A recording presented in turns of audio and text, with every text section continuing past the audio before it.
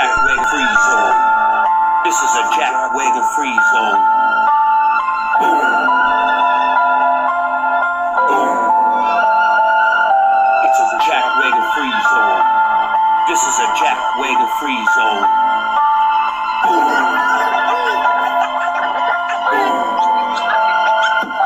Yo, welcome to the ripple effect. OGs listen while they finish this set. Start band, get that pimple in check. Everything got dribbled and wet. People died a miserable death in the mud like a fish in the net. History ain't even correct. Free your mind from the prison they set. They're trying to get your vision correct. It's a jackwagon free zone. This is a jackwagon free zone. Boom. Boom. Bricks melt past 1080 degrees Celsius on the show with the guy they call Steve. And it's cool like the wind and the breeze. Earth melted and all the mud freeze. Ate you up like a kick in the knees. Glass streams, we hit in the trees. God bless you like when we sneeze. What's the difference between a pyramid and a conical roof? Just listen to Jen if you want to know truth. Stick around and she'll show you some proof. And everything you learn, just shout from the roof. My name is Ray, and it's me in the booth. It's a jackwagon free zone. This is a jackwagon free zone. Boom. Boom. It's another component that was on the grid system. Big brother ain't so big now, more like my kid's sister. If you ever want to show a picture, Jen, I'll sit with you. Don't make her taser happy, that taser's happy. I used to spend the days cutting class, puffing haze in my grades and cramming. In the back of the class, Ray was napping. It's a jackwagon free zone. This is a jackwagon free zone. Boom.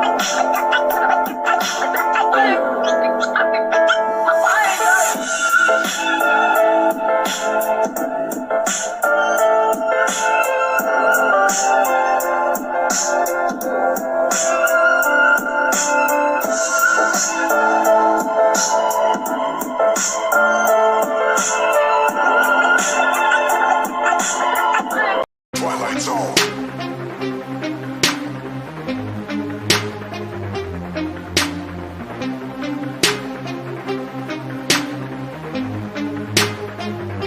We're living in the Twilight Zone.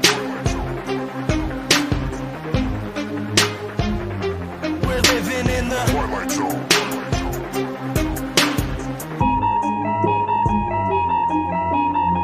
These crazy days that we live in just cause me aches and pains. Lately my life is like a season of Stranger Things. This place is flooded with demons and they invade your brains. This is an artificial hell and they create the flames. Day to day I just try to stay strong and make it through. Wake people up from their slumber, that's what I came to do. Please don't believe what you see on TV and think it's true. It's all just targeted programming and it's aimed at you. It's everywhere, you're getting lied to and yet you barely care.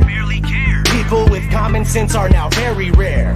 But the way that they brainwash you isn't very fair. They can shove that mind control programming up their derriere. I do not consent to the way they tailor society. Ain't no variety. Plus I really hate when they lie to me. I use music as a tool to release the anger inside of me. You don't know how fucking crazy it's driving me. That we're living in the Twilight Zone. They claim you have freedom but they don't honor it. The world is a prison and you're the occupant. We're living in the Twilight Zone. The government's useless and they're incompetent. And satanic pedophiles are prominent. We're living in the Twilight Zone. The things that you believe are the total opposite. And being called crazy is just a compliment. We're living in the Twilight Zone. It's ran by the New World Order conglomerate. But there's a storm coming and there's no stopping it. We're living in the Twilight Zone. It's where we live in, control you through fear and terrorism. They wanna keep you in a mental prison where they tell your vision through the television. Where the ignorance is bliss and they just keep you living in it. You're a business, getting a citizenship. What did you really think that your birth certificate is?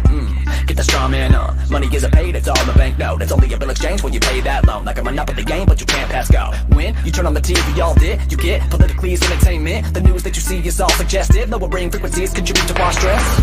And you're responding, telling me that we're free living in this country. Military overseas and it's all for our peace. Just a record on repeat from the programming. Like probably want a cracker. Put you through education for domestication. Control the mind faster. Giving you medication to poison our masses. If you ever question what's coming from our masters and you're rocking the boat, or you're ever having any thoughts of your own, you better hope you never caught walking alone. To be locked up and rode off by the vehicle. Got your life looking like a sci-fi show. Brain scrambling when the Wi-Fi's on. Airplane mode when I buy my phone. If your eyes wide closed. We're living in the Twilight Zone. They claim you have freedom, but they don't honor it. The world is a prison and you're the occupant. We're living in the Twilight Zone. The government's useless and they're incompetent. And satanic pedophiles are prominent. We're living in the Twilight Zone. The things that you believe are the total opposite. And being called crazy is just a compliment. We're living in the Twilight Zone. It's ran by the New World Order conglomerate. But there's a storm coming and there's no stopping it. We're living in the Twilight Zone. I ask myself, why do I even bother? Cause people are just like sheep that are lining up for the slaughter. If they're killing rats with fluoride, then why is it in the water? They're using the news to fool us, divide us so they can conquer. The longer you stay asleep, then the longer I'm gonna scream at you. I can't believe you let them deceive you, it's inconceivable.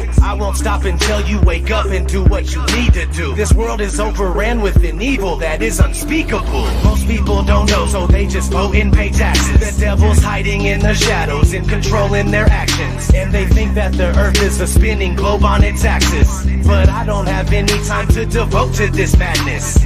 I have nobody to relate to, so I ride alone. Just me and all these wild thoughts that are inside my dome. I feel like I don't belong here and I can't find my home. I'm tripping and I'm wishing it was different, but we're living in the Twilight Zone. They claim you have freedom, but they don't honor it. The world is a prison and you're the occupant. We're living in the Twilight Zone. The government's useless and they're incompetent. And satanic pedophiles are prominent. We're living in the Twilight Zone. The things that you believe are the total opposite. And being called crazy is just a compliment. We're living in the Twilight Zone. It's ran by the New World Order conglomerate. But there's a storm coming and there's no stopping it. We're living in the Twilight Zone. And there's nowhere that we can go. Awake and now I'm feeling all alone. We're living in the Twilight Zone. And the rest that remain asleep, sedated and still thinking that we're free.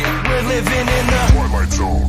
And there's nowhere that we can go. Awake and now I'm feeling all alone. We're living in the Twilight Zone. And the rest that remain asleep, sedated and still thinking that we're free. We're living in the Twilight Zone.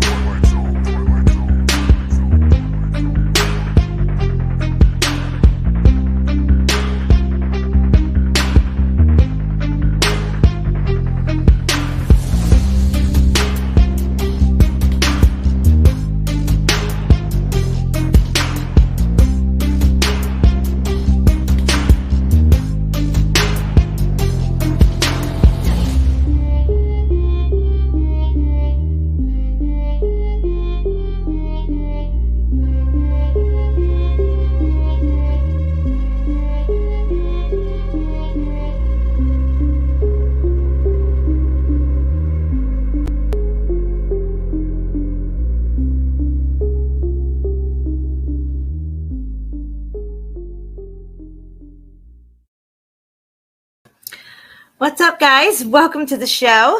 I have Shapu back here with me again this week. Let's bring him in. Hey, Shapu, how you doing? Hi, Jen. Hi, everyone. I'm doing fine. Thanks for having me another time. Absolutely. I wanted to do like sort of a continuation of the show we did the other day, which, by the way, is over 2,000 views already. And I'm just like, I only have like 415 subscribers on my channel. Weird. But we really knocked that one out of the park and everybody loved it. Yeah, it was a pretty good show. Yeah, and we have a lot more to add to that show. This is basically like a part 2.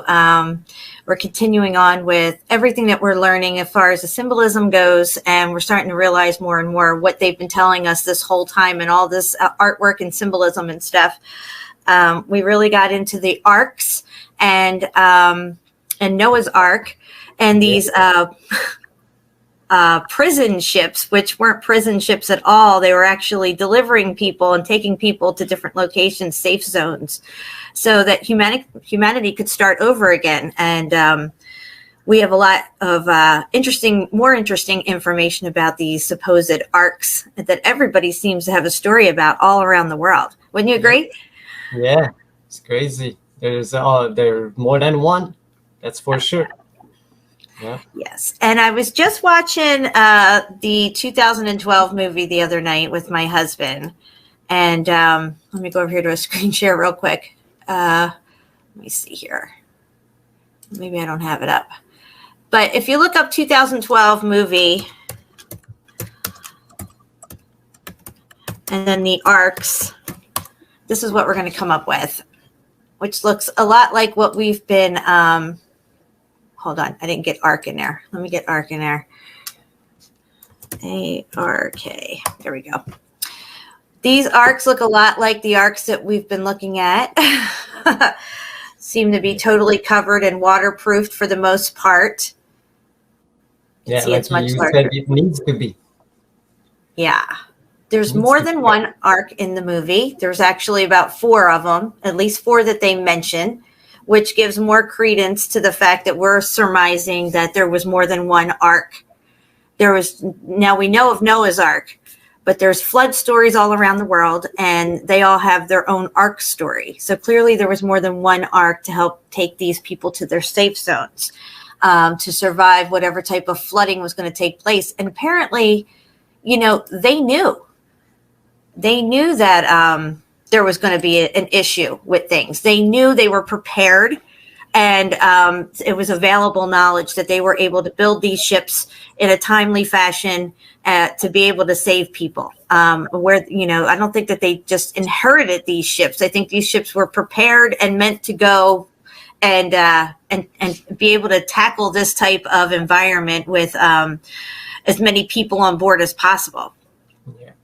Yeah, it needs to be more than one because there's a lot of people and lots of animals too. So absolutely. You know what? I've always wondered about that with the whole Noah's Ark thing, because they say, well, you had all these animals, but only like 8 people were on board and stuff. And I'm just like, none of this really makes sense. And the variety of animals that there are around the world and stuff, there's no way he fit all that on his ark. So there had to be more than one. Just like it just went to my mind, like the seed storage that they have, like in Norway. I think it's called the Ark or something like this. It is. It's called the Ark. Absolutely. And I forgot to mention that before, but I did read that just recently. Yeah. So what we're going to wind up getting into first is something that I showed on on with me and Steve when we had a show going, where it's this Russian Mason who actually draws out the flat Earth and the way everything seems to be working within and without. And Shapu, we're going to bring that up on your end because I think it'll play better if I let you play it on your side. This way we won't have any problems. Yeah, sure. And make sure you click the volume button on there when we screen share it. Okay, great. I'm going to make this big so everybody can see it. And from this point, once we cover this video, which Shapu, we may stop along the way and pause and talk a little. Okay. Maybe. I don't know if I feel like I want to. I'll pause. Okay. So after we watch this video, guys, we're going to really dive deep into what's happening here and what's been hidden from us and what we possibly need to be prepared for here. At the beginning of the video, he shows a CD or a disc. He immediately draws the geometric shape of an oblate spheroid.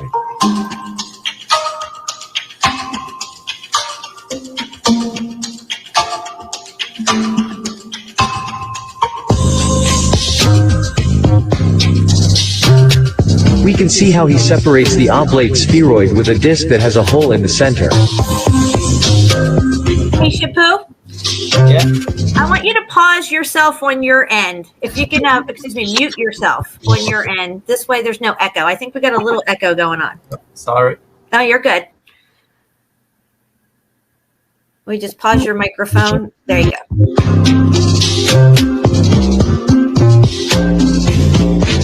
Then, below, he draws a circle with a swastika inside and immediately paints it completely black.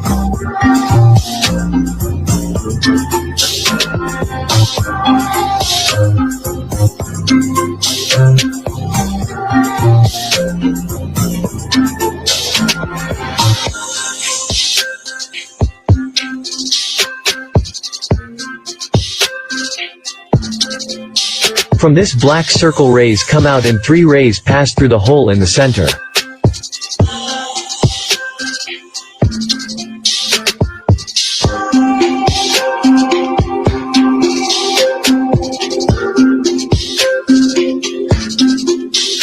Below he writes, still, one of the possible meanings of this black circle may be the black sun. He draws reliefs on the edge of the hole and writes North Pole.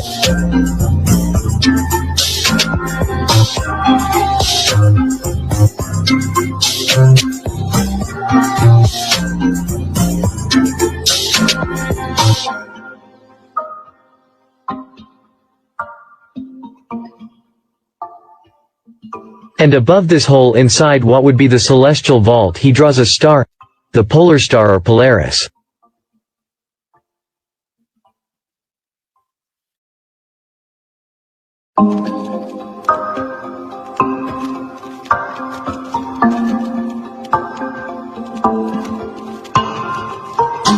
He marks 2 points and connects them in a circle and writes, equator.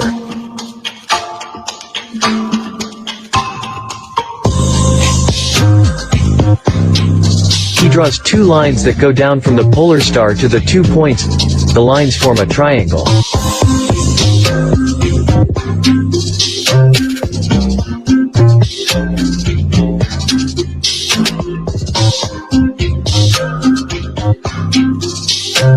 He highlights 2 of the rays coming out of the black sun and also forms a triangle, but vice versa.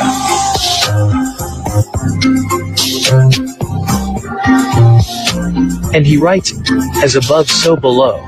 It's one of the 7 principles of Hermes Trismegistus. It appears on the Emerald Tablet and then in the Kabbalion.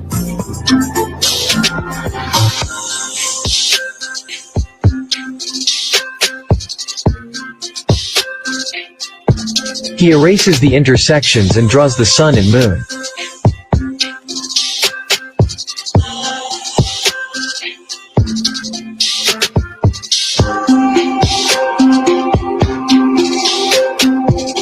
Let's pause it. So these intersecting rays is where he's placing the sun and the moon. That indicates to me that these intersecting rays have something to do with manifesting our sun and moon. Maybe. I'm just saying. What do you think?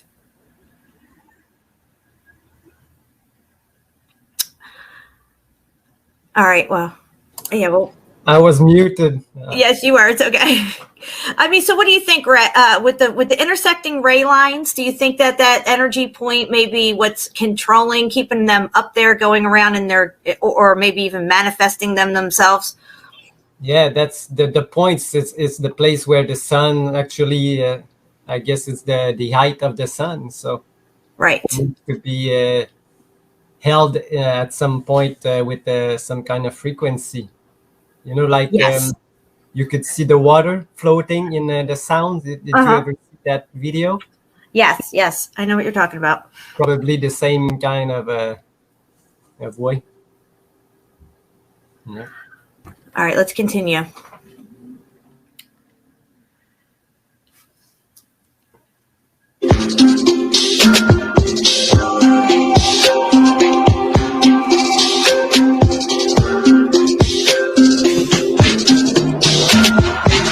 And he makes a gesture of rotation.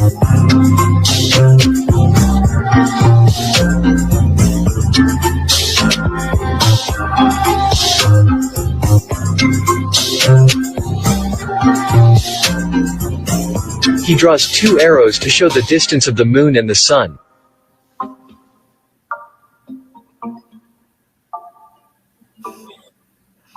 Both are 3,300 miles or 5,310 kilometers away.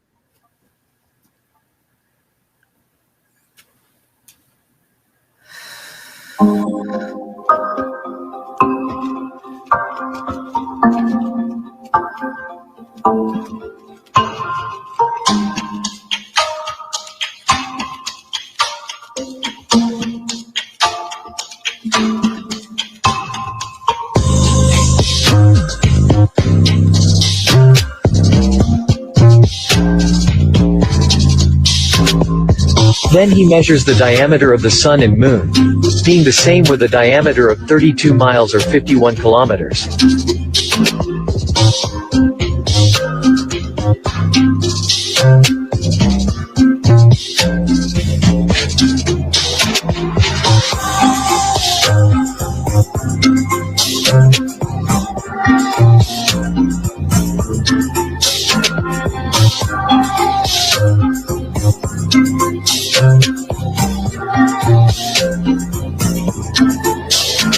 He draws continents on the surface and on the other side as well.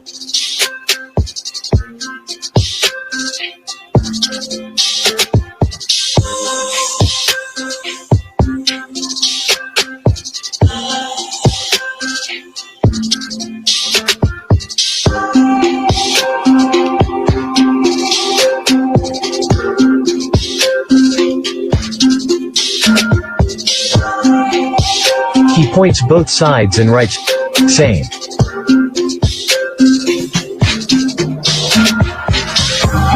Below he writes summer land.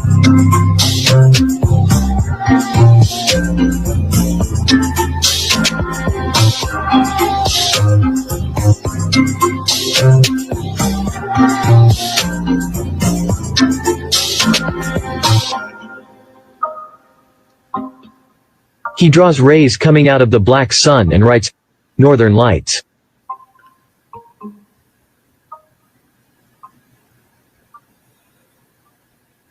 The center of the drawing is equal to the Mason symbol, which is a square and a compass.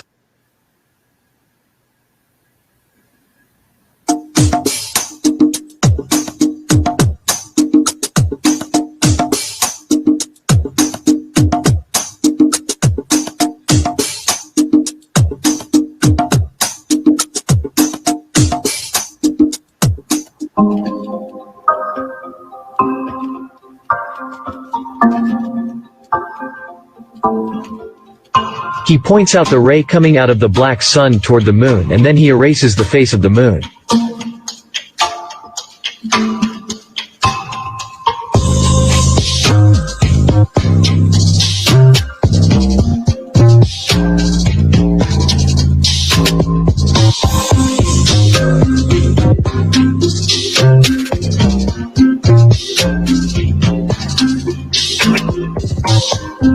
He makes signs explaining that the sun doesn't light up the moon. Who does it is the black sun.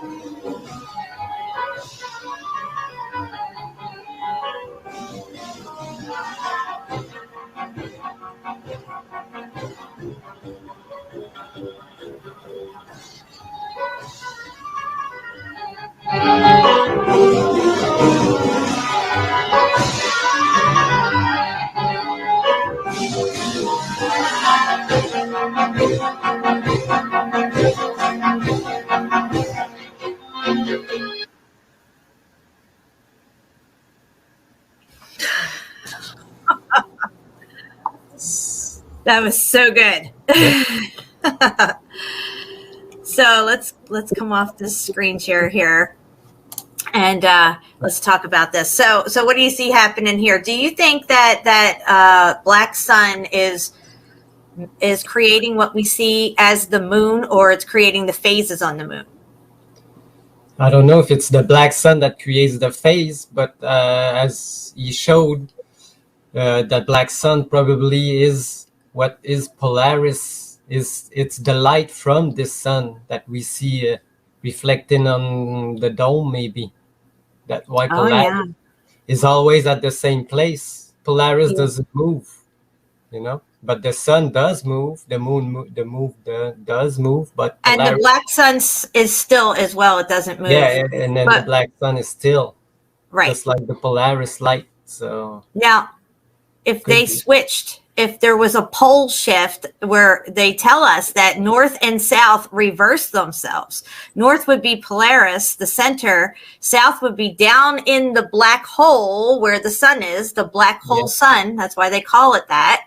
Yeah. And if there is a cyclical nature to this event that takes place, which they like to call Nibiru, that comes around every so often, this red planet, this second sun that we see in the sky, is most likely this what they call the black sun, could possibly be coming up from beneath.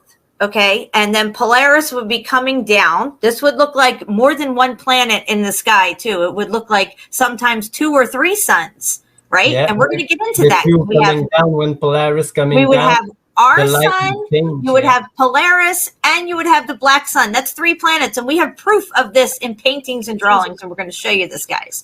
But follow me here. This is X factor stuff that we're talking about here. This could possibly be what caused the meltification of everything that we see, but not just one. I am revising a little bit how I'm thinking about the X factor event. I have been told before by other people that they think there may have been multiple X factors, and I said no, there was only one. But looking at this new information, I think there may have been more than one, possibly 5 so far. And why I say that is because they talk about the Kali Yugas and how we're in like the 5th cycle of Earth, right? That there's these destructions that take place from ancient times and stuff. They've written about it. But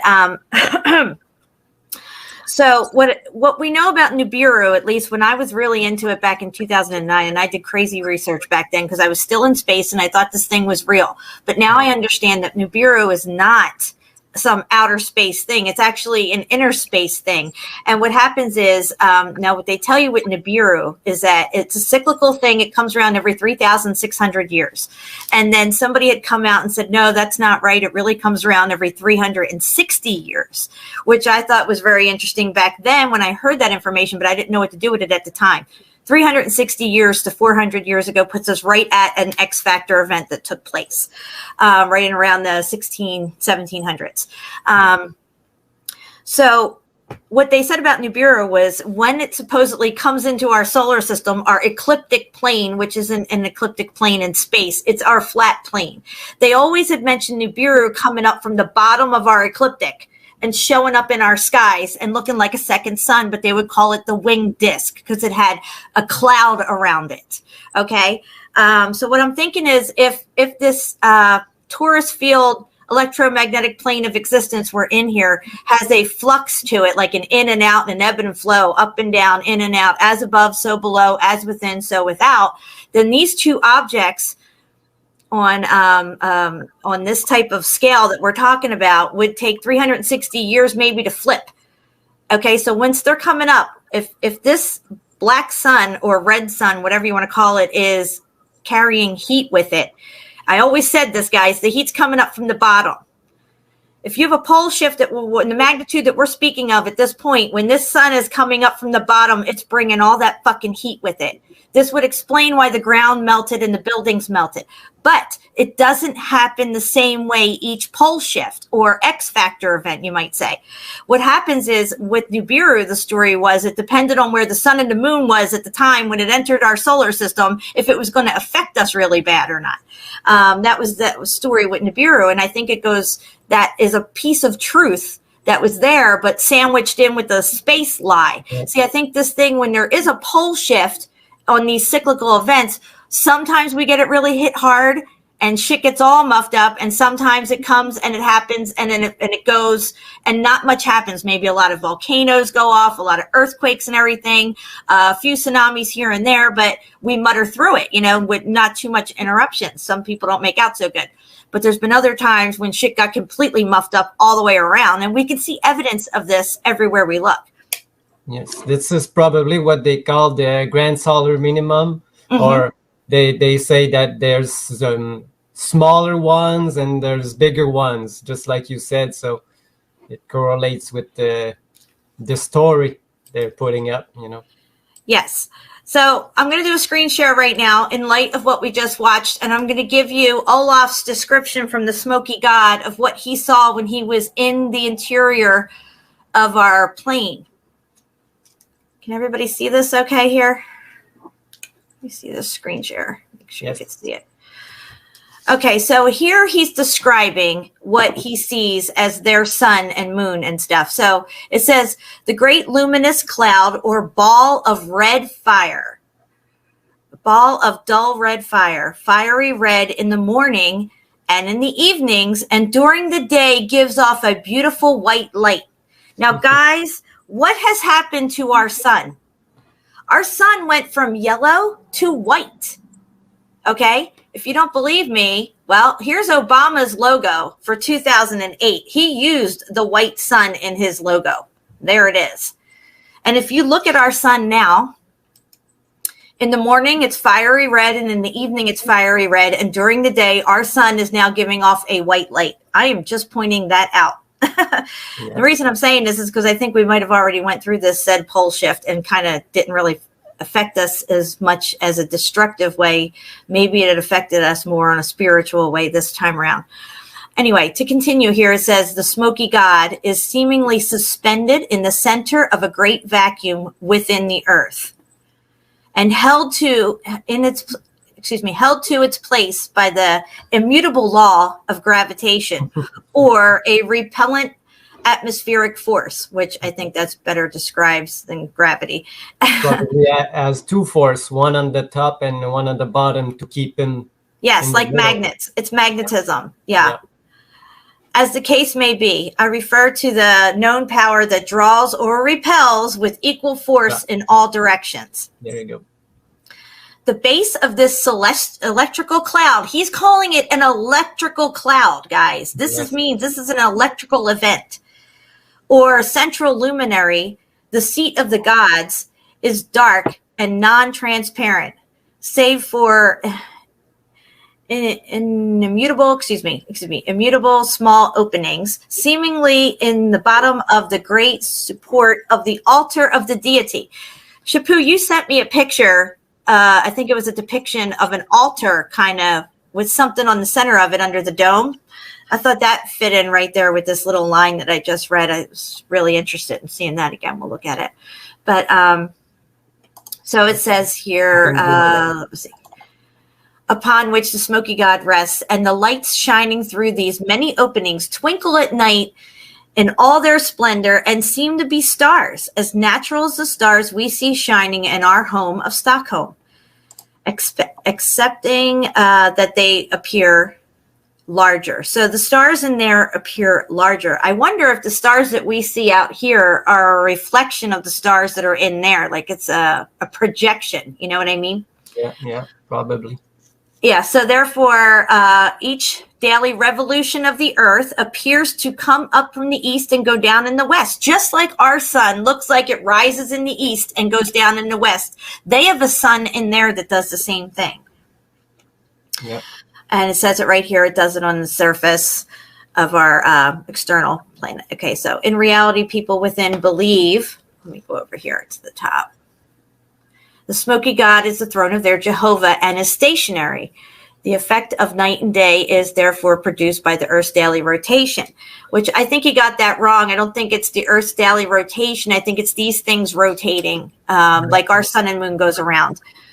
But let me look over here. The lighthouse. It's just the light that's rotating. Okay, guys.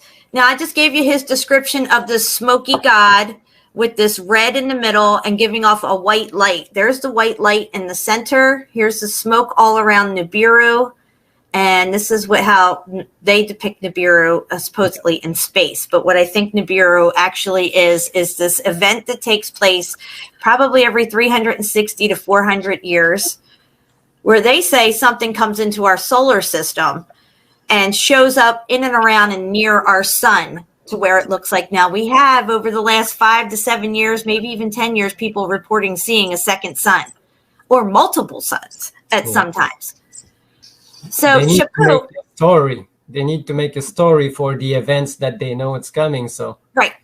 That's why. And the event, see, now this is what's going on here, is that the people who are controlling our narrative, our reality today here within our inner realm, right, don't want us to know nothing. It's like we have amnesia.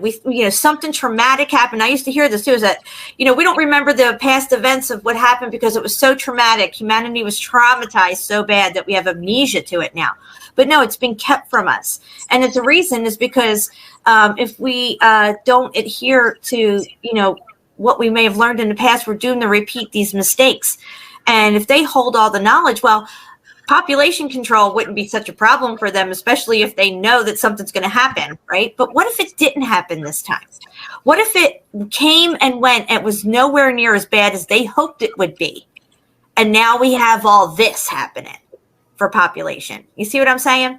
Yeah. I'm just trying to think, because why are they working double time now, doing what they're doing and trying to, cull things in the population and stuff when, if there's an event that's coming, because to me, it seems like it already came this time around. I don't know. I could be completely wrong about that, but the logo with Obama, them with the black hole sun and everything and all their stuff and all the earthquakes and all the crazy weather events and stuff that we had over the last, say, 10 years, really leans towards, and all these pictures of these suns in the sky. I mean, there's actual pictures out there of 2 suns, even 3 suns. Yeah, but probably something else gonna come, because they're trying really hard to not us to look outside and stay home. And well, it could take longer than what I'm thinking. It may not. It could be maybe take 10, 15 years to transition through this period. You know what I mean? Or even 20 years, Yeah, probably. By the date of events, past events I've seen, and it probably takes something like 20 years for these things to happen totally. Yeah, I'm going to screen share one more time and show something since we just got onto this. Start like at 2012, just right. say a date. 20 years later is like close to the 2030 that they want to, their plan. So I think that right here it says the flood of 1524 was the first mass media event in European history. That's 1524. That's really close to X Factor time that we're looking at here, guys. I just thought that was interesting, and it has to do with a flood. And we just found a bunch of new stuff with these ships. Shapu, can we bring up the link that I just sent you about I said I found more ships on that little link, and we'll just run through that because I know I showed the ships on last show, and then there's probably some people here watching this show that doesn't know about these ARC ships that they are calling prison ships. And once we show this article, we'll get into all your pictures that you have because you got just some amazing stuff to show. Yeah, sure. Screen share. Thank you, everybody, for hanging out with us. We have 49 people here. Jeremy's in the house. Rico, Mad Pie, Rob, Boston Ray's in the house. We got Sue Finelli, and I know I seen Brian in here earlier. Melanie, Young Love, what's up? So yeah, we're gonna get some really cool stuff going here, guys. I'm just gonna. Okay, so we're gonna try to zoom in on these pictures if we can. If we, it might be possible. If you put your fingers on your little pad on your laptop and pull it in like that, you know what I mean? It's not a laptop. Oh, it's not a laptop. Okay, no problem. Don't worry about it. I'm sure there's a zoom feature somewhere. I just want to know the shortcut, but I don't know the shortcut. Oh, there it is. Okay, that's good. We can leave it like that and just scroll down the page. All right. All right. So here we go, guys. We got more of these ships that I found in this article already covered over. It's got the sails sticking up off of it, but I think these things that are sticking up off of these ships are some kind of tech for that St. Elmo's fire stuff that we saw. Yeah. And it's covered. It's covered just like the Ark is covered, because if you got rain and all kinds of stuff going on, you don't want to get wet. So this one, that's not a real one. That's another type of ship. Yeah, this one here. This one here is one of them. That one's covered again as well. Look at this, guys. Yeah. These are arcs to take people to safe locations to survive the last X Factor event. Look at this one. That's a better picture of it, yeah. Looks just like Noah's Ark. Yeah, you said this one looks like the one picture of the Mason I showed you. Yes, there's another one in here that has a more resemblance to it too. Look at that. This one looks like a smaller version. Yeah, maybe a little smaller. Yeah, because the other have like maybe another or 2 stories more.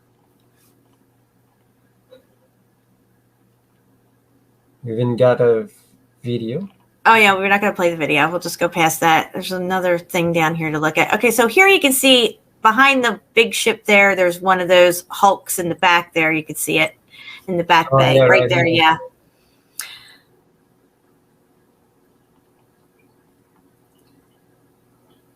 The same Yeah, one. you can see it there. Now that one, Yeah. that one's the one that I said looks like it's in your Mason drawing that we're going to Yeah, show yeah. here. It looks a lot like it, guys. That's Noah's Ark all day long. I'm sorry, it is. Let's see, it has 2 more stories or maybe just one than the other one, the previous one. Yep. Like this one look, has 2 stories. Like this one look, has 1 more.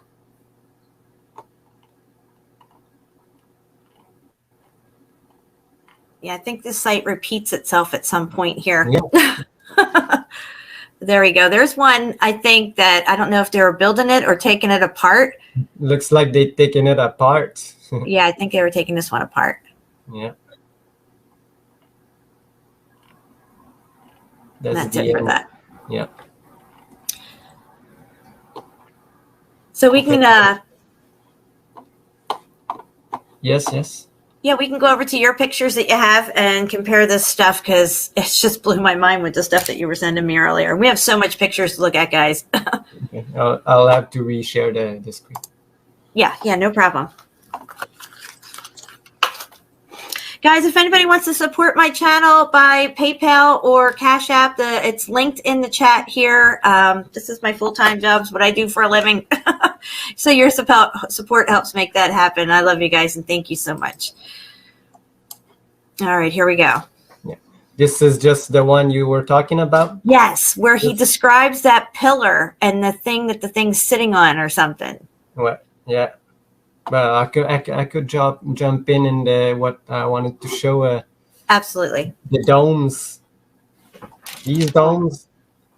You know, first time I knew I heard about these domes, I thought they were representing like the sun, but in fact, if you look closer, all of these domes in the middle, there's always this star in the middle. In some Christian, you see like it's Jesus. But in most of them, like in Muslim one and the Indian ones, it's always a star in the middle. And this star is probably Polaris in the middle of the dome. Yes. That's what it's showing. Look, That's Polaris all day long, yeah. it's always a star. And then some of them show the reverse where it looks like they're showing the black hole. Look at that. Wow. Yeah, there's a hole too. So it's the hole in the middle. And in the Christian, they have Mary or Jesus. Yeah, well, Olaf said that they think that is their Jehovah. It's their God. Yeah. Now that harkens back to sun worship. Yeah, it's representation of the God, but probably not the one that they thought of. Oh, go back to that last one. 2 pictures back. Right there. What are those balls? Are the red and the blue balls? I don't know. That looks like I was wondering what they were, you know? That looks like it would fit into those pictures that we're going to show you have the drawings of the planet. I can't wait to get into those. Yeah, and they say Nibiru's red. Yes. And sometimes they say it was blue. Another one, you know? Yes, the blue Kachina. Yeah, the blue Kachina. So, boom, baby. It's always the star. It's the pole star they're showing. So maybe this is not the sun, but a pole star. This God is the pole star. Yep. Because the pole star is not It's And you'll see in the black Masonic sun. drawings, the pole star, they always make it look like the eye, the all-seeing Yeah. eye. So the pole stars might be, look right here. It's the black sun. It's the reflection of the black sun. This pole star, I think. That's what they're showing us. So I've got lots of them. It's always a star in the middle of a dome. You were also talking about new lands popping up and other ones going down, and we were talking about maybe when the black hole sun comes up out of the hole, it brings lands with it. Yeah, because on old maps, you always see in the middle there are four islands in the middle. Yeah. In the new maps or the satellite maps that they say, there aren't there anymore. So maybe they pop up and they go down, and they actually shape like Atlantis. So the story is like another correlation. Yes. And it washed down under the waves, and then they said that Atlantis would rise again. Remember? They think, well, they found the Bimini Road down there in the Bahamas. They're starting to find Atlantis. But no, if Atlantis pops back up again, it's going to come out through the center.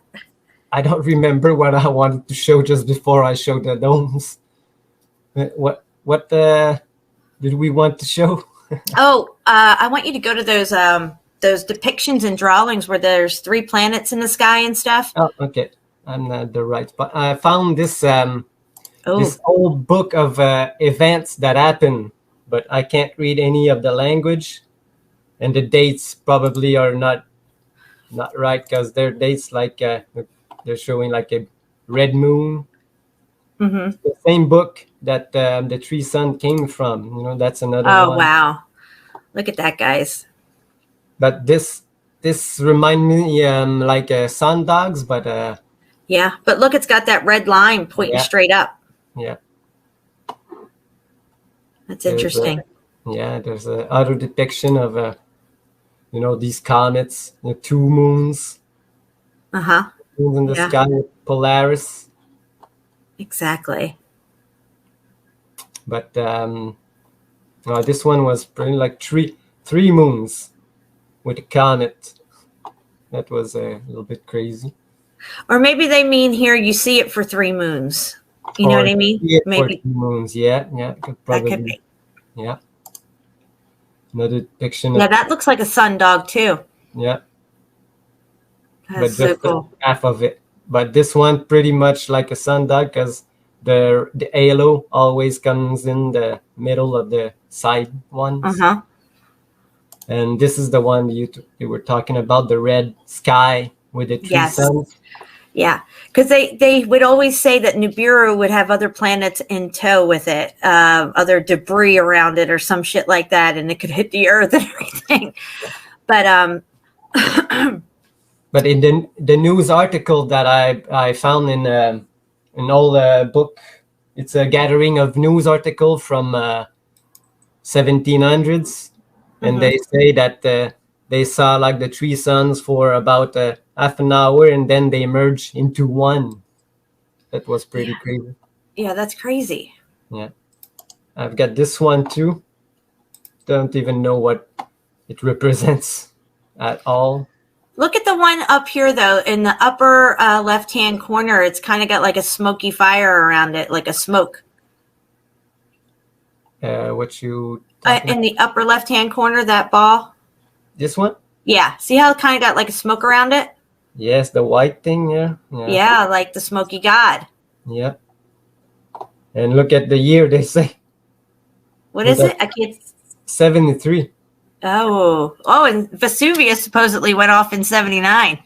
Yeah, but like, look, that's 1527. The other, the thing 1533, and this one, it's just 73. So I don't know what's going on there. Yeah, go back to that one. Yeah, that one. So that would be Nibiru with its little things in tow with it here. But it's not. It would be that smoky god coming up. Some like smoke, but this represents like Orion's belt or something. I don't know.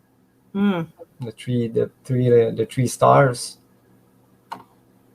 Could be.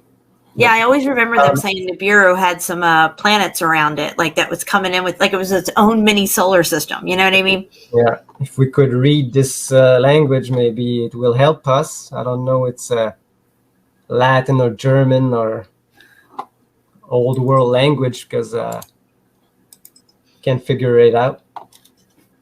But in this book, there's a lot of different crazy depiction of crazy events. Yeah. And look, the rainbow's involved in that one. Yeah, the rainbow and fire falling from the sky. Wow. And giant merman. I don't know. Merman. You know the locust story. Oh yeah. Wow, these are really cool. Yeah, when I found it looks like some kind of rock, but maybe that's not. Look, it's a black sun too. It is. Maybe that's like wormwood. Yeah. And I don't know this one. What's that? A giant boat? Giant boat. Someone coming out of the boat, feeding the fish. But I don't know what this guy's doing. Spraying under a bee's nest. Beehive. Giant fruit. I don't know. It's a land of milk and honey. Yes. Again, the rays from the sun.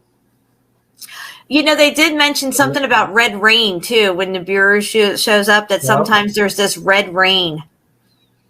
Maybe because the light of the sun is so red that the rain looks red too. That could be. Yeah, but look at the cities behind. They're destroyed. Destroyed or something.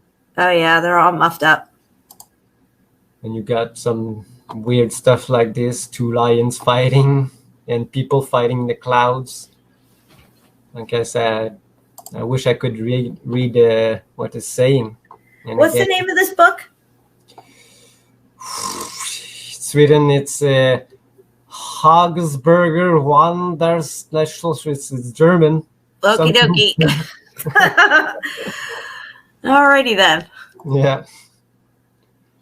Some old map. Crazy. Oh, these characters look a lot like the map we were looking at. Yeah, the winds. Montivana's map. Yeah. And again, look, that's 3 moons crossing. Yeah. Maybe they will merge together, like the sun. Right. Yeah. Wow. This is the type of moons. You know, Steve talks about a lot. He's saying these rays around the moon. Yeah, that looks like what we catch on film when we're filming like Venus and stuff, and we say we can see faces in it sometimes. Yeah. But I have something with Venus, like I said, maybe Ishtar, the old god Ishtar from the Babylonians, maybe it represents the pole star. But they say it's Venus. But if you look at it, it doesn't look like Venus.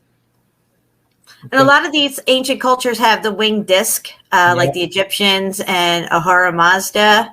And many others have a winged disc. Now, Nibiru is said to look like a winged disc because of this dust cloud that's on it, around it, or whatever, seems to almost form like a wing pattern off of it. The cloud looks like wings, yeah. Right.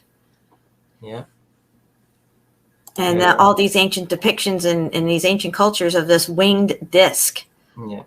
And when comets are in the skies for a long time, there's always some crazy events going on this place. In this place, people go crazy, and weather goes crazy too.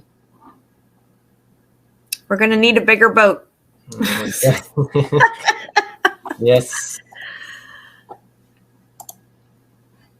And it's the same as snakes in the skies. Oh wow! Couldn't find a bigger one of this one. But these are just other depiction of events. Don't know if we can zoom on this one. Didn't find any bigger picture of this one. Oh wow! Look at that. Yeah, that's a good one. Look at all that stuff going on, I guys. don't know what these two stars are, but they're bringing some kind of destruction. They sure are. And giant babies, I don't know what. That's what they are, giants babies. Yeah. But we can look through. Okay, you know what I want you to bring up, if you can, is that one that you showed me at the with the arc in the background, where the masons are chiseling everything out. Yeah. Okay, yeah. I know where it is, so it won't take long. No problem. I was blown away when you found this picture, because we're looking at these ships, and then here you find an etching with one of these ships in it. And this proves that these are arcs. They're not some fucking old Navy ships that they turned into prison ships. Yeah, I was searching for a depiction of Polaris with the eye. Like the sun, the moon, and there's always this eye that I thought was another sun, but now it's actually Polaris. But this is the one. Yes, this one here. We're going to zoom in on this if we can. Guys, look in the background. Look what's in the background here. And then we'll pick apart the rest of the picture. But look, there it is. Yep. The arc. There it is, guys.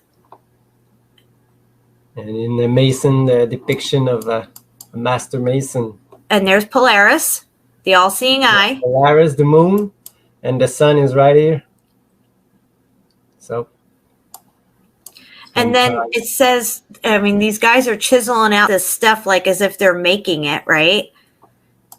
If you read what's on the side of that ledge right there, you can see it. It talks about how many people built this or how long it took or something. The year's 14 something, isn't it? I can't see. No, this is the number of columns. Oh, okay. That this building probably have, or maybe it's codes. Masonic codes, I don't know, because there's pilasters, grandmasters, overseers, fellow crafts. You know, maybe it's the old gang. Right. Yeah. But just the fact that there's one of these arcs in this etching is just blew my fucking mind. I mean, the only one I found with some kind of arc on it.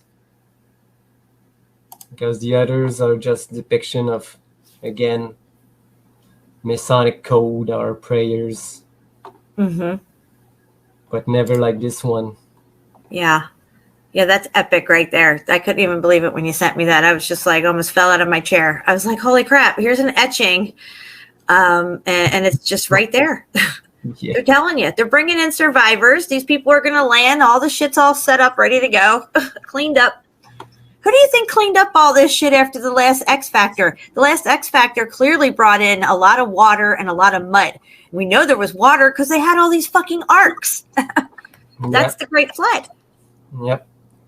And then armies with what they say, Napoleon and his armies go back and take over all these countries, but there was nobody there. They just go back and assess the damage and probably make some more to hide some things that they didn't want to have in the next generations. Right.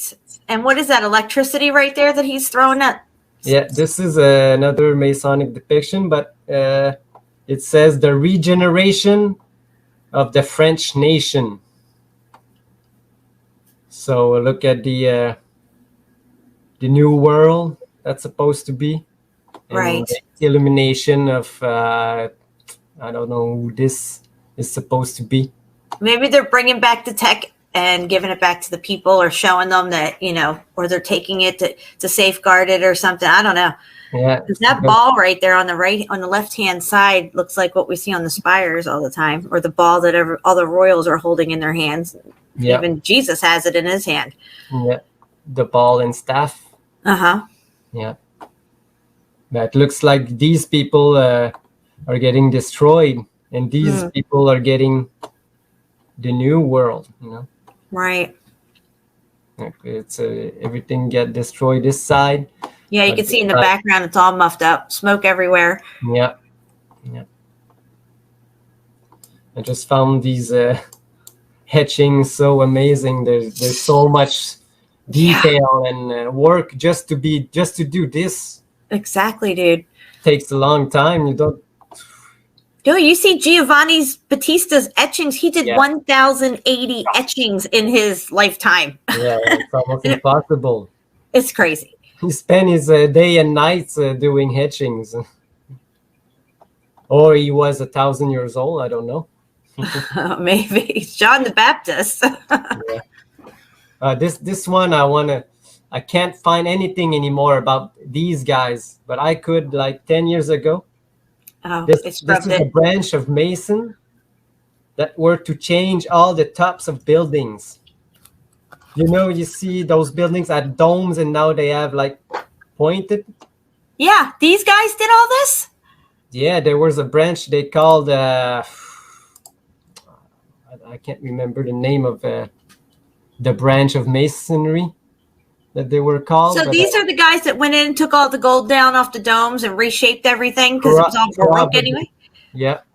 Did you see the site that I sent you on Baroque ships? I thought I sent it to you. I hope I did. No, I didn't see it. Oh, gosh. I'll show you the... I'm going to go look and see if I have it on my stuff. You keep showing what you're showing and talking.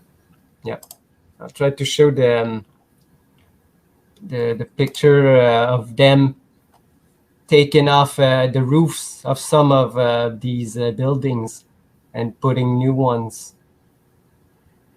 I think I have it. Look, there's another one of these gang. Look, gonna change those roofs. Oh my gosh, look at this. No, not this one.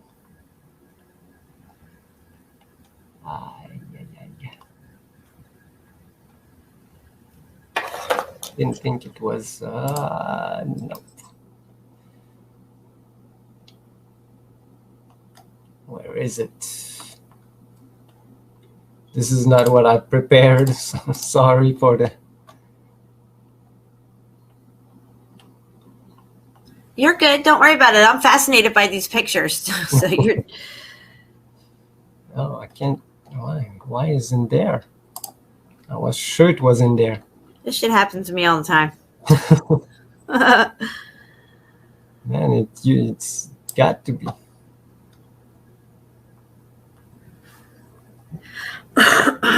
Oh, I hate when this happens. But it was some kind of picture like this one, but they were taking down the roofs. Oh, they were actually taking down the roofs. Yes. I found it in a Freemason book.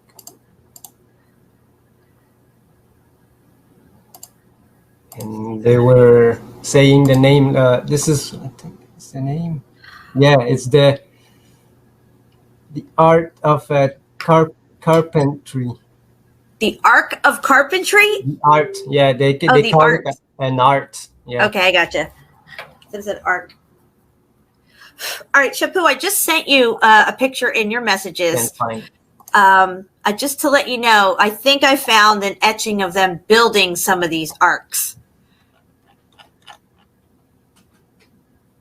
Oh, yeah. Yeah, we'll scroll in on this and see what's going on in this picture. Here, I think this is them building them. Because the one that's already out in the water doesn't even have any masts on it.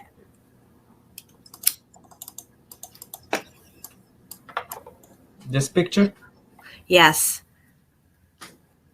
Oh, see the one in the water? It doesn't have any masts on it. And it looks like it's already got a cover going over it. So is this them building the arcs, maybe? I mean, it looks like it might be. It even kind of looks like San Francisco a little bit, that harbor there. Yeah, it could be.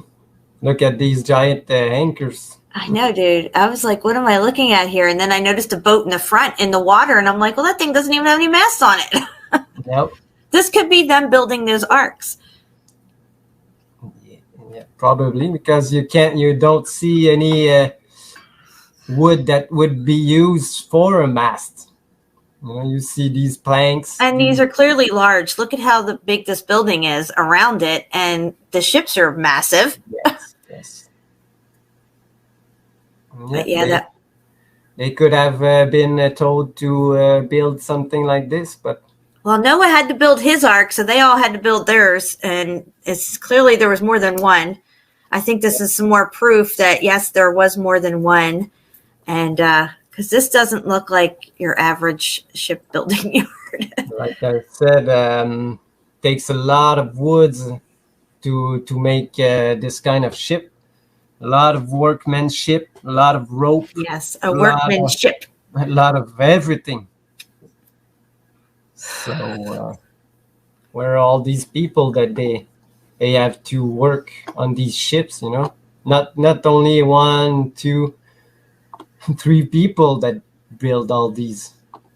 So must have been a story of these guy building ships, but you can't find much on this. You know, who built all these ships, these armadas of ships? Yeah, and I'm going to resend you some pictures too that we're going to look at back into the messages. And I have a few others I'm going to send you again too. The crazy map that I sent you yesterday.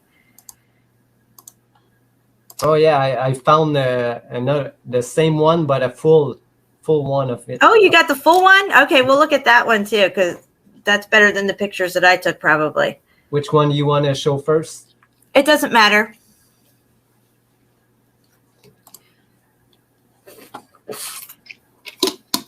If you look on that map, which we're about to look at, America is named Indus.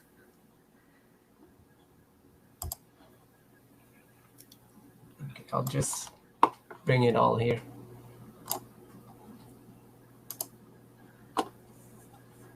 Okay, so this was interesting. I found this.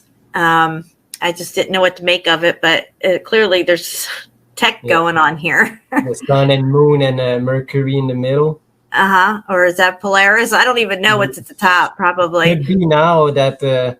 and look at the bottom. He's stepping on wings. Like, I know it says dual nature, but I told you the black sun or Nibiru is depicted as a winged disc, and that thing has wings at the bottom. That would put it underneath our plane with the sun and the moon above it.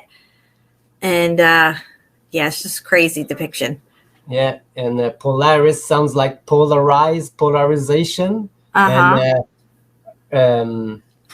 they also call pole shift a red shift, and there's a red sun that supposedly comes up. Red and blue.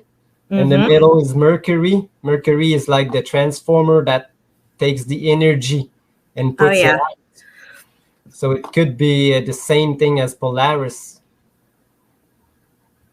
But we have... Okay, so this I thought was interesting because you see the world above, and then below you see all these columns. Yeah. I didn't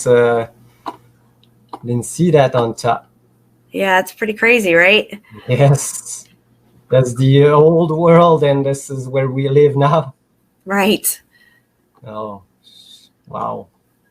A lot going on under our feet, guys. Looks like there's the wing disc here. It does right there. It does. It looks like it. I wasn't really sure, but it does look like it. Yeah. That's crazy. And then here, this map, I think it says Tartaria right there or something. New Albion. This one. And then the other one where the arrow is pointing, I think it says something about Tartary right there, Tardis. Oh yeah, Great Tar. It's a little bit blurry. What's the one above it? The long one. That one. Yeah. What's that say? Parts unknown. Oh, parts unknown. Okay. So it seems they renamed everything, guys. Like we said before, everything had a different name in the old world. They came in and renamed everything. This one was interesting. It's got a J, 6. 36. 36. Instead of a 1. Yeah. You see that a lot. The I or the J.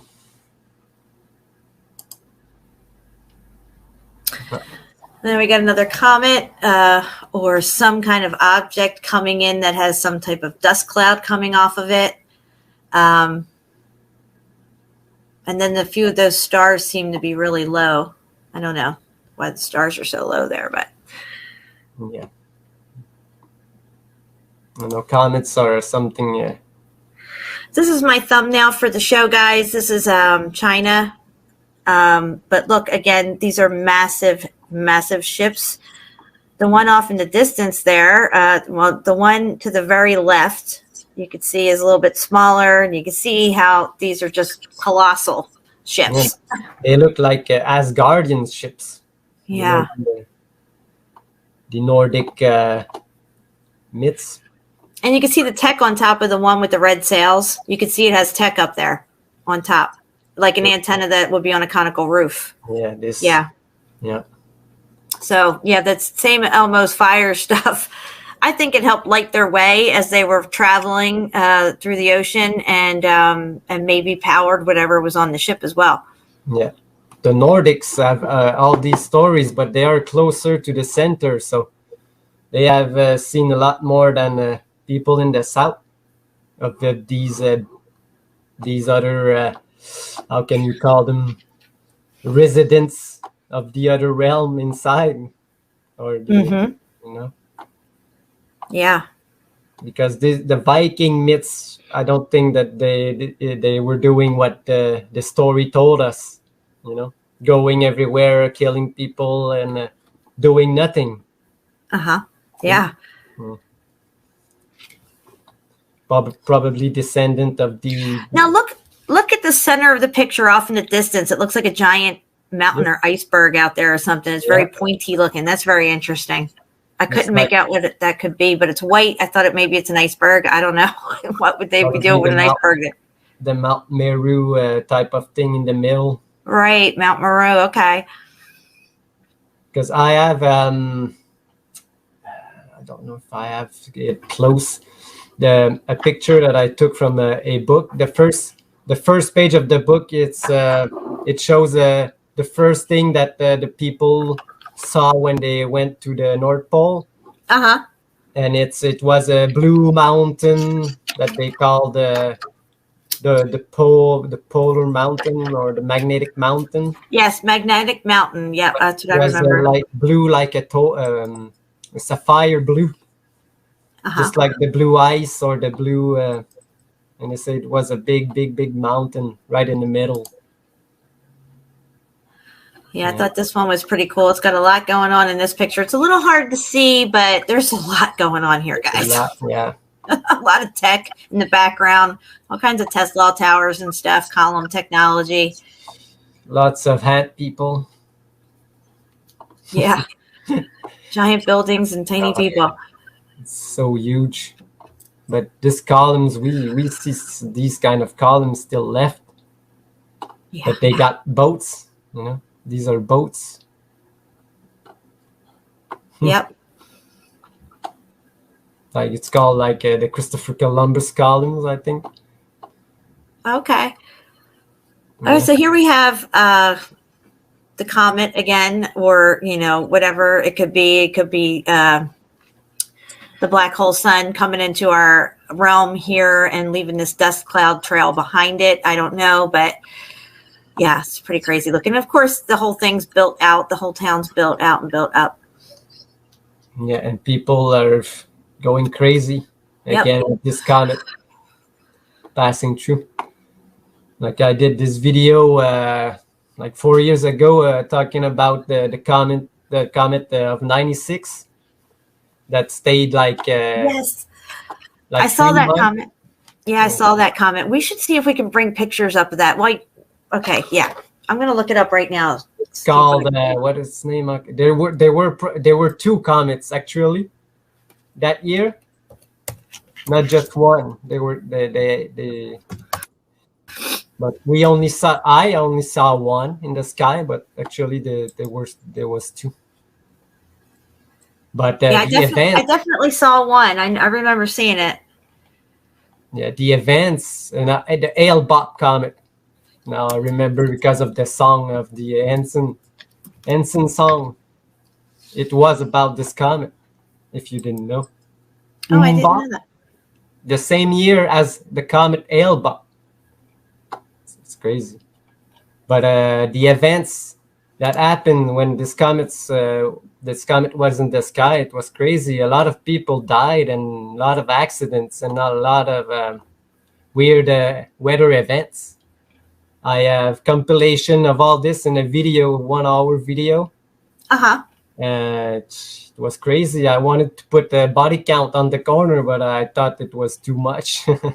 Wow. Yeah. And this is back in 96 you're talking about? The comet, but not my video. My video, I did it maybe like 5-6 years ago. So this is a map where they're showing Tartaria on here. It's clearly there. Yeah, Tartaria, a city of Tartaria or something. Not like the country like they show on the big map. Yeah, there's more than one Tartaria in the old map. You know, the Urbano Monte map? Yes. Tartaria, but there's a city called Tartaria, and there's another place too. So, but this is what the Caucasus Mountain, yeah. The Caucasus. Yeah, there's a lot of melted buildings in these mountains. Well, it looks right there in that one mountain where it peaks up here along the Caucasus Mountains. There's a doorway or a temple there. Yeah. Yeah, right there. I mean, the remaining of the old one.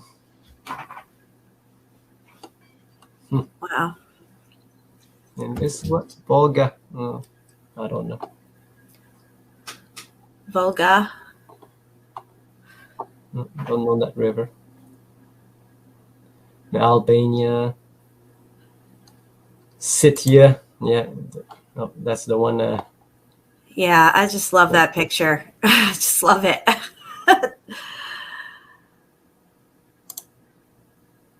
That's that's the one, the other one that I sent you. You can see that.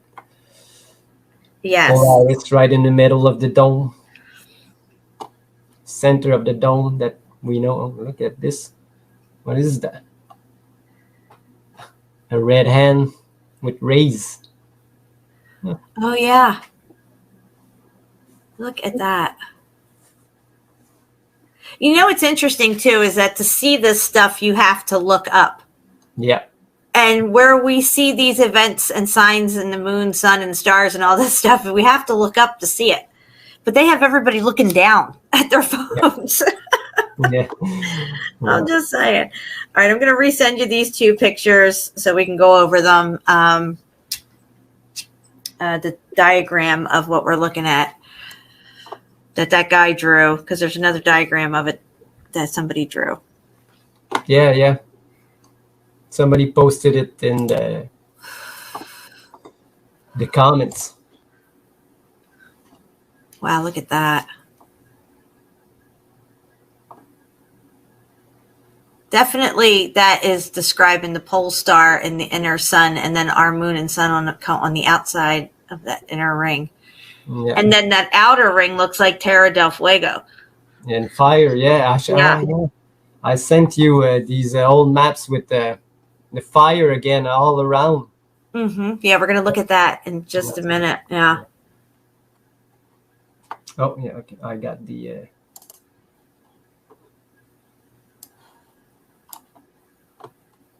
Okay, yeah, guys. This is kind of just like what that guy drew in his little video.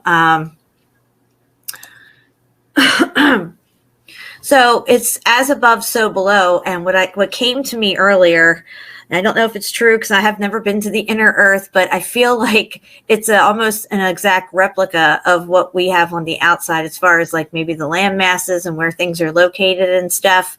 That it's like a mirror image of our world, but underneath of us.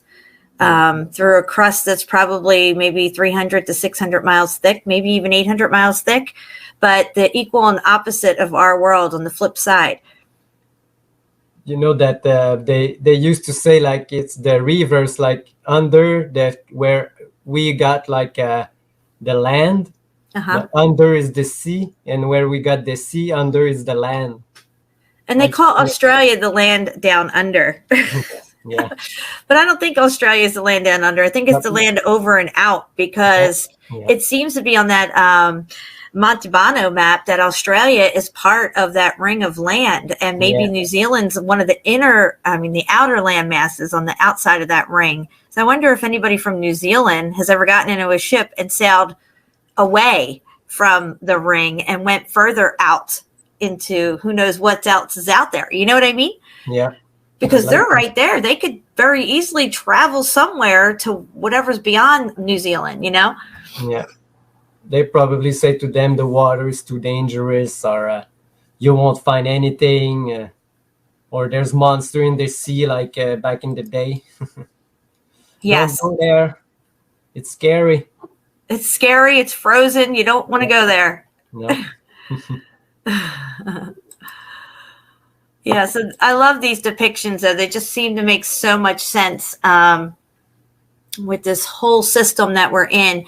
And we don't see it in motion when we look at these drawings and depictions. But when you look at a tourist field, it's flowing. It's flowing in and out. The energy's flowing in and out. And there's certain things and cyclical things that take place in this flow.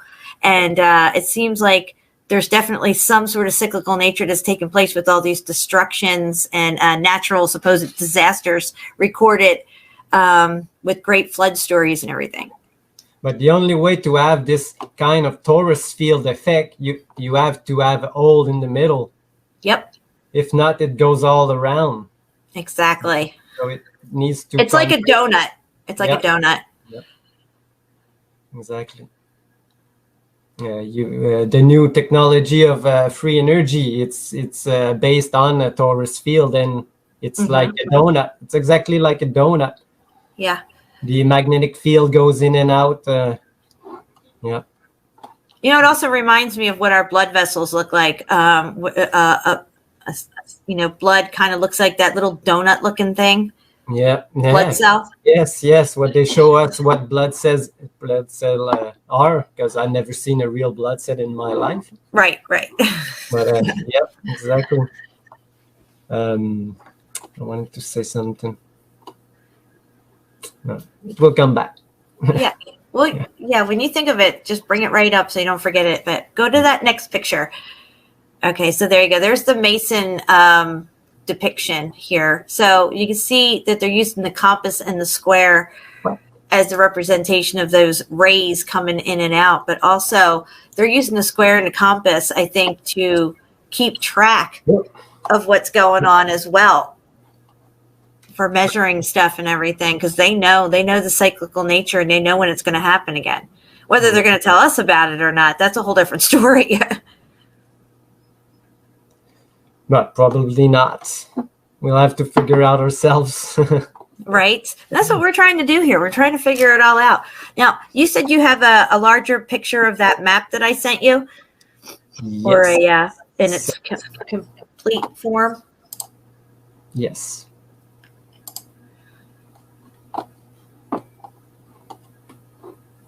Yeah, Africa was shaped kind of strange on that map too. It was kind of weird how it was jutting out on the one end. Was wondering if I already put it in my map folder. No, Oh, you got so many good maps. I've got so many maps, you want to say. Sometimes, like last time, I was trying to find only one map, and I had to go through all my maps to find it. Well, if you can't find it, we could still bring up mine. But if you can, that's great too, because you have probably the whole picture. Yes, I know I have it. It's not far away. Oh, and there's something else I wanted to show too. So I'll send you. This is what. Look, what I say, Ishtar. This is the three goddesses. This is Ishtar, the sun, and the moon. So Ishtar cannot be Venus. It has to be the pole star. Yes, you're right. So, the pole star looks. This is the depiction they do of the pole star, and I want to show you just while we're here. Yes, it always has 8 points on it. The pole star. Whenever you see anything that's represented with 8 points on it, that's always representing Polaris, guys. They say to us this is the presentation of like the sun, but look, it's the same shape as the pole star depiction. Yep. And you, wow. Yeah, and you see Mithras, they say, he's the god of the sun, but if you look at it, it looks like more like a star than the sun. And in the middle, again, we think it's the sun, probably just a star in the middle. Again, the sun is right here, so it can be this. The fire. Oh yeah, fire. Yep, the fire, Terra del Fuego. The Ring of Fire, guys. Where have you heard the Ring of Fire before? Because they tell us all the time about the Ring of Fire.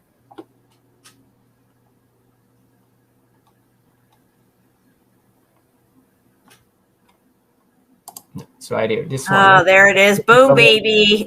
I knew you'd find it. So I don't know if you can scroll in on this, but definitely America has a different name for sure. Yeah, Indies. Indus is, yeah, they're calling America Indus here. Yeah. You can see the northern lands. Yep. Look at that. Yep. The Nordic place that I just told you. Uh-huh. Yeah, maybe the big boat came from over there. Uh-huh, yeah. And then we have Atlantis in the Atlantic Ocean. One big continent linked together. Just like one big building. Exactly, dude. It's like it's all one big building, all connected and everything. And then you have Logica over here, which we call Lemuria or something. Lemuria, yeah. But they call it Logica over here. Yeah. In the land of the Mayas. It's not the Mayans? What? No, yeah, it's changed. It's changed. It's a Mandela effect. Africus. Look it down here. It says Africus. Yeah, but where does it go?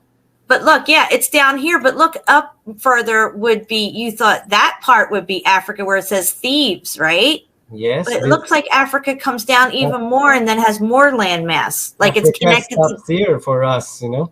Right, exactly. So what's all that down there below it? But how it stops? The end of Africa is a straight line now. Yes, you're right. Straight line. So something might have so that was part of it at one time, yeah. Destroyed this part. Wow. Well, maybe the Great Flood washed it out and left water there, you know? Yeah. This is a great. Oh, okay. Let's just stop right there. Look, there's a Tower of Babel right there. You see that? You're circling it. This right one. There. That is tech all day long. That is a huge Tower of Babel right there. That's what it is. That's exactly what the fuck that is. It's a Tesla coil. Yes, dude. It's a Tesla tower. It's a Tower of Babel. Yeah. It's awesome, right? Yes. Nice. And you can kind of see inside it too. It's pretty cool. Yeah. And it looks like a donut. See how it's curved around like the Tesla donut thing? Yep. Wow. Just wow. And where is it? It's actually right around that location that John Levy said that somebody told him the Tower of Babel was on one of his videos. Just behind the Black Sea, Red Sea. Where is It's like Saudi Arabia and Iraq and all that right there, isn't it? Yeah, like Beirut and not Babylon, but Babylon was right here. So it's the Tower of Babel. That's right. Boom, baby. Wow, there was one. More than one, probably.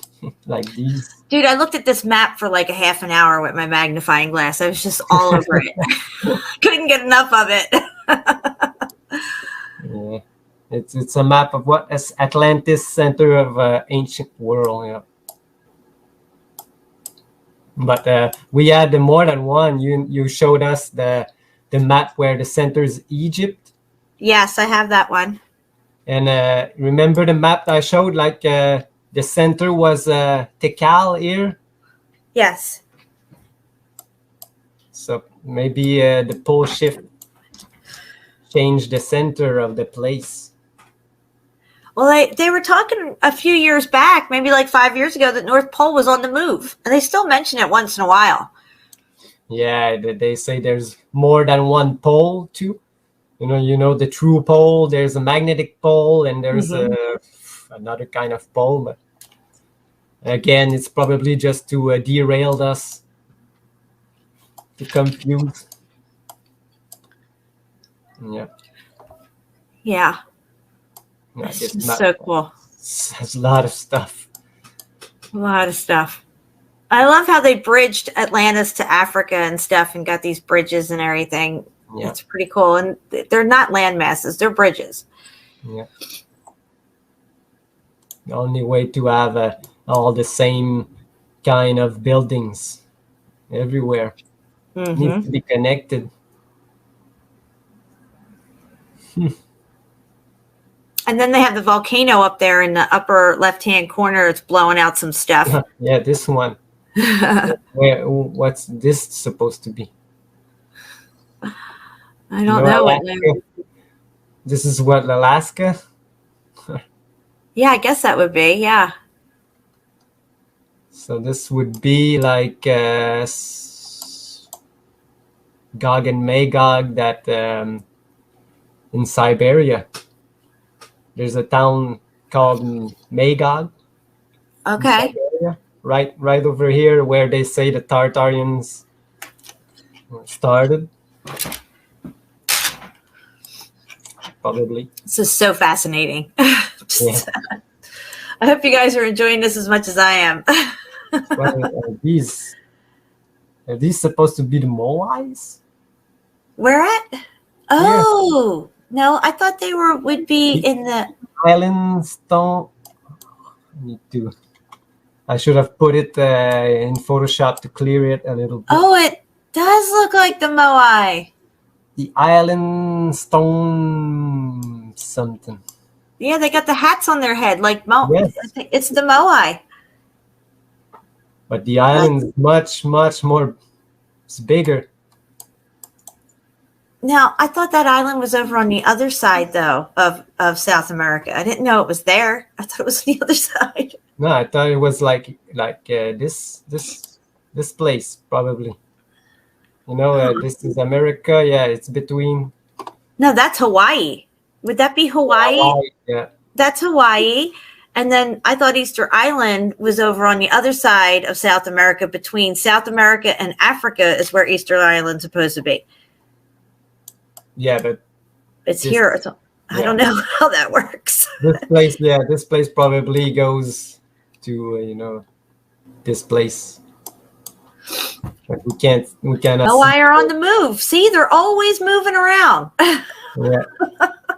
But today we can. The only parts we have it's this part. Did you see the post I did of this island? That boat end have a huge crater. Oh, on Easter Island? Yeah. I haven't seen that video. It's not a video. I just made a post in the group. Oh, okay. No, I didn't see it, but Easter Island definitely was a building for sure. Yeah. And at both ends of the island, there are huge craters. So something must have happened on this island. You got Shangri-La.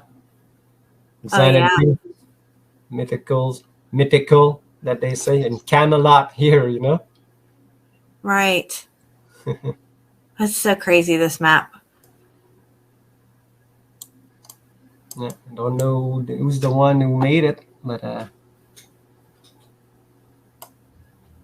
I've studied all of the ancients'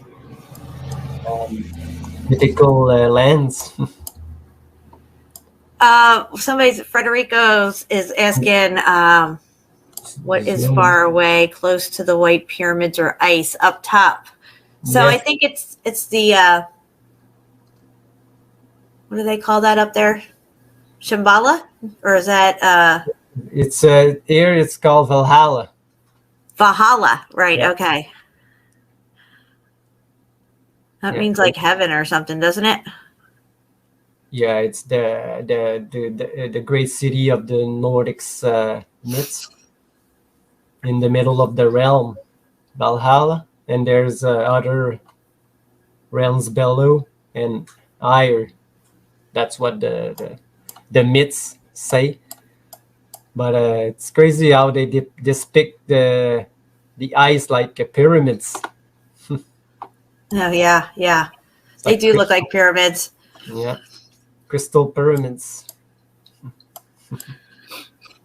You know, this reminds me, like Rico's saying here, it does look like a playland kind of place. Like, if you ever saw the show Brave New World, where they all live in this perfect place, but they come to the savage lands and visit and watch people like, you know, do the things that we do today, like Black Friday, killing each other to get, you know, products and stuff, or like maybe this place was originally some type of place where people came to enjoy themselves and had kind of like an amusement park of sorts, and then shit just all went sideways. Yes, it has to be, because this place is for our amusement, but they changed it. Yeah, they flipped the script for sure. The script for sure. But when I put your map that you sent me to find this one, I had to make a reverse search. They show me this map, and all the other maps were maps of Walt Disneyland. Oh, really? Really? Yeah. That's trippy. When you said that, oh yeah, I remember all the other maps were like playgrounds. Yeah. An airship. Yeah. Another one here. What are they, airships? Yeah. Oh, wow. I didn't even notice that. Yeah, airship. Now you can see another one right here with the basket underneath.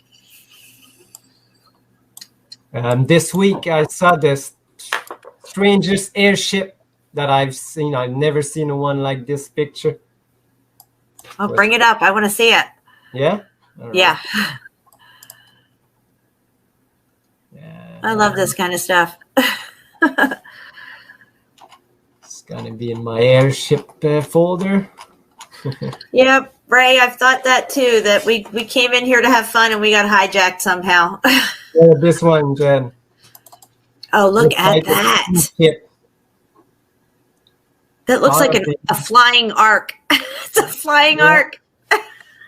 And it moves with these wings, just like steamships. Wow, dude. We were just, and it has that single mast in the center sticking up, just like all the fucking arcs that we see. Yep. Like the steam's coming out here and makes this roll. Wow. I've never seen that before. And look, we got the American flags on it even. Yep. The old one, the rebel one, and the new one, I guess. This one has red underneath, and this one has white. Oh, right. That one flag does have it. I'll have to take a screenshot of that. This is an amazing drawing. Wow. What's weird is that it looks so much like these arc ships. I mean, if you plop that thing down in water through a few windows on the side of it, we would think it was an arc. Yeah, probably those the same shape of the steamboats. Yes. With these big wheels. Right. My mind is blown right now. When I saw this one, what? Never seen this one before, because I made a video about airships last year. And you didn't see that one, huh? Nope. Didn't find this one's a new one. Never seen it. I don't know if it's real, but wow. Yeah, airships are really something. Wow, look at that. It's got a spotlight. It's got a spotlight, yeah. What do they got, a generator up in that thing powering their spotlight? Their moonlit lamp? I don't know. Just like the moonlight towers, these are crazy. Exactly, the moonlight towers. Oh, where'd they come from? Where'd they come from? Yeah. Oh, wow. So fascinating. Look at this. Look at this. Look, they're all happy. They're being saved. Yeah. They had to use these airships. Oh, look, there's one there in that etching. Oh, let's zoom in on that one. Yeah. Wow, dude. I can't believe you found one in an etching. Yeah, pyramids are right here. Oh, yeah. And I don't know what's going on. It looks like they're gathering some kind, all the tech and studying it. Yeah, and they're like coming in and trying to figure it out. What do we do with all this stuff? What are we going to do? Clean it up? Rename this? Put this over here? Yeah. And then what does it say? Euphoric front piece. Is it in English? Yep. Okay. It's hard for me to see on my end. Just say the date of the etching seemed to suggest what riches the library might unlock. That's what they say. That's the stuff you would find in the library. But floating high above it all, perhaps the intrepid of James Balloon Tyler. You know? Huh. Even his name is a balloon. Interesting. And look at this. Yeah, this is just a representation of how buoyancy in the air and in the water is about the same. That's how they could figure out the weight they could put on a balloon. And look, you could tell they made it a boat too. He's got an oar, so he could go in the water and ride the wave if he had to. Yeah. So they have to put like the one that they want to go up in the air and try to find out the air they need in their balloons. By doing it that way on a smaller version, right? Yeah, in water. Because it's probably the same kind of They knew the atmosphere was made of water. Yeah. So it has to be the same buoyancy in some way. Wow. Yeah. So all the depiction of all kind of airship over the years. Wow, look at these things. Yeah. There's so many. And the French used to bomb other countries, they say. They used the balloons to bomb other countries? Yeah. Oh, that figures. Yeah. Look at the fleet. They had a fleet of these. Dude, are you fucking kidding me right now?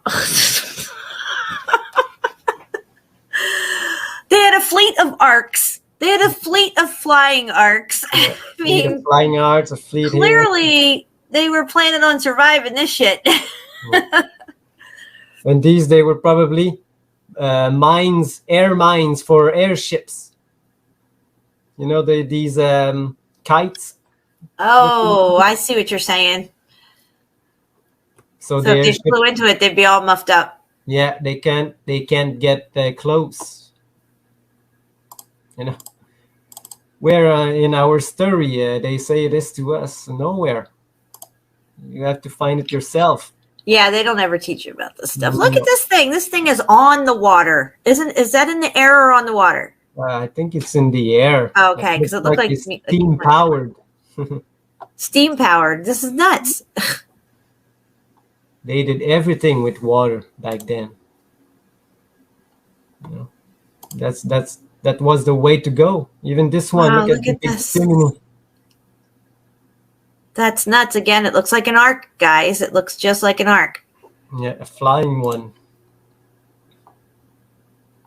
And they had like balloon festival like we do back then too. Uh-huh. And I don't know if you ever heard of this. When I heard of this first, it was crazy. They wanted to do a balloon jump in the Olympics. It was what? A balloon jump? Yeah. Look, they did some people would just attach balloon to themselves and go everywhere like jumping and wow. going, jumping someplace, go place. Oh, that is so cool. I I read an never heard of article. this before. I read an article that they wanted to put it in the Olympics. It was so popular. What? I never even heard of this shit.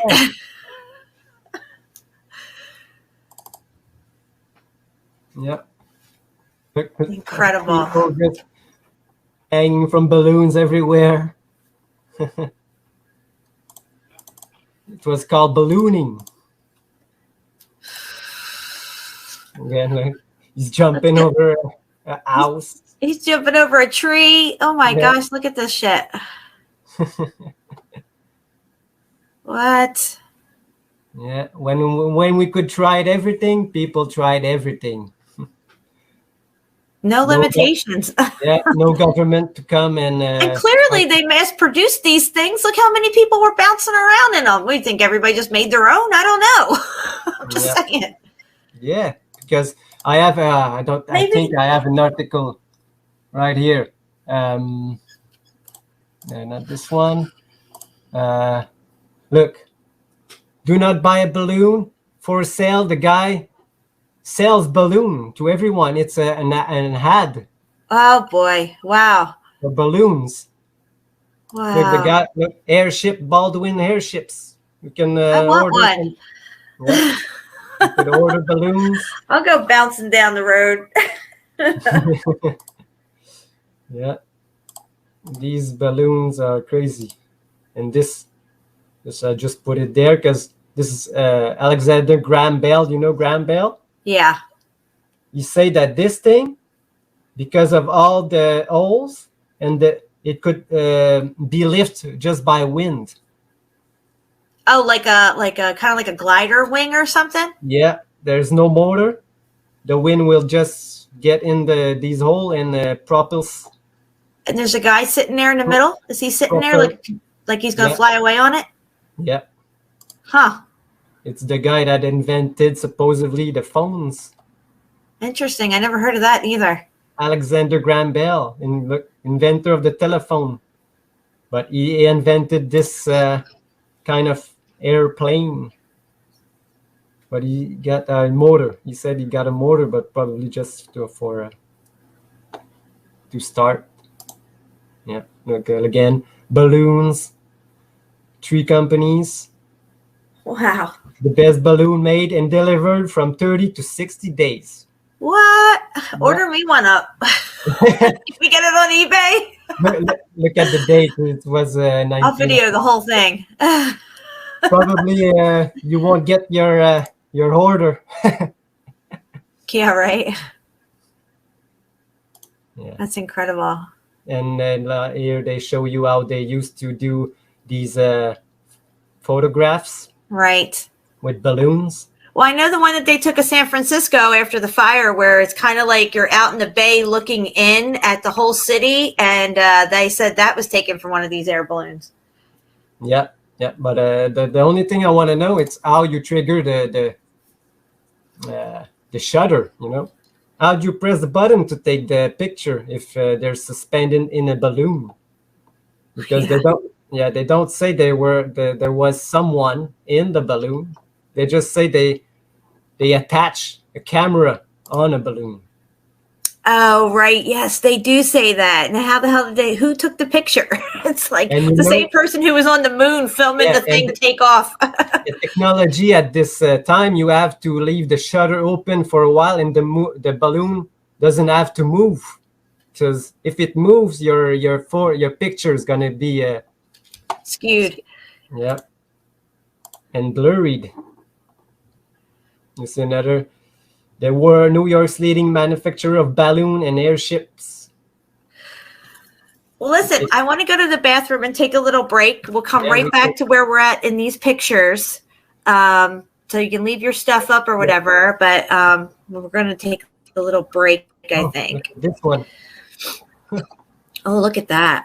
Wow. Hey, just like the restaurant one. Yes. You know, yes, it's almost identical. Yeah.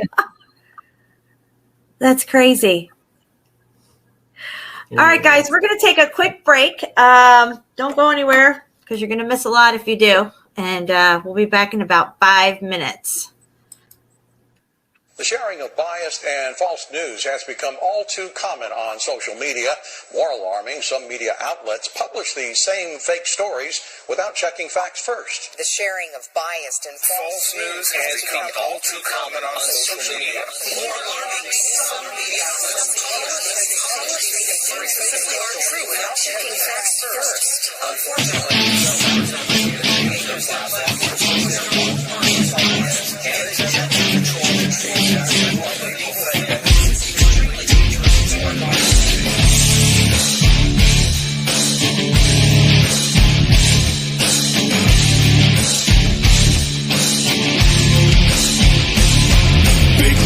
you, we're in this mess.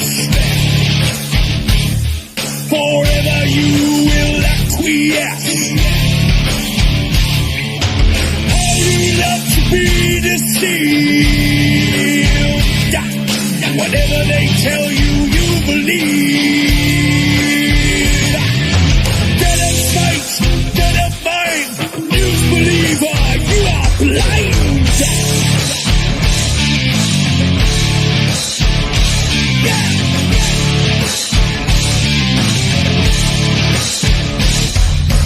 Political thinker, you are not. Never independent thought. Busting through your paradigm. Hypnotized with pantomime. Regurgitating all you hear. Spread your terror, spread your fear. Never your mind to be free. Never your eyes will ever see.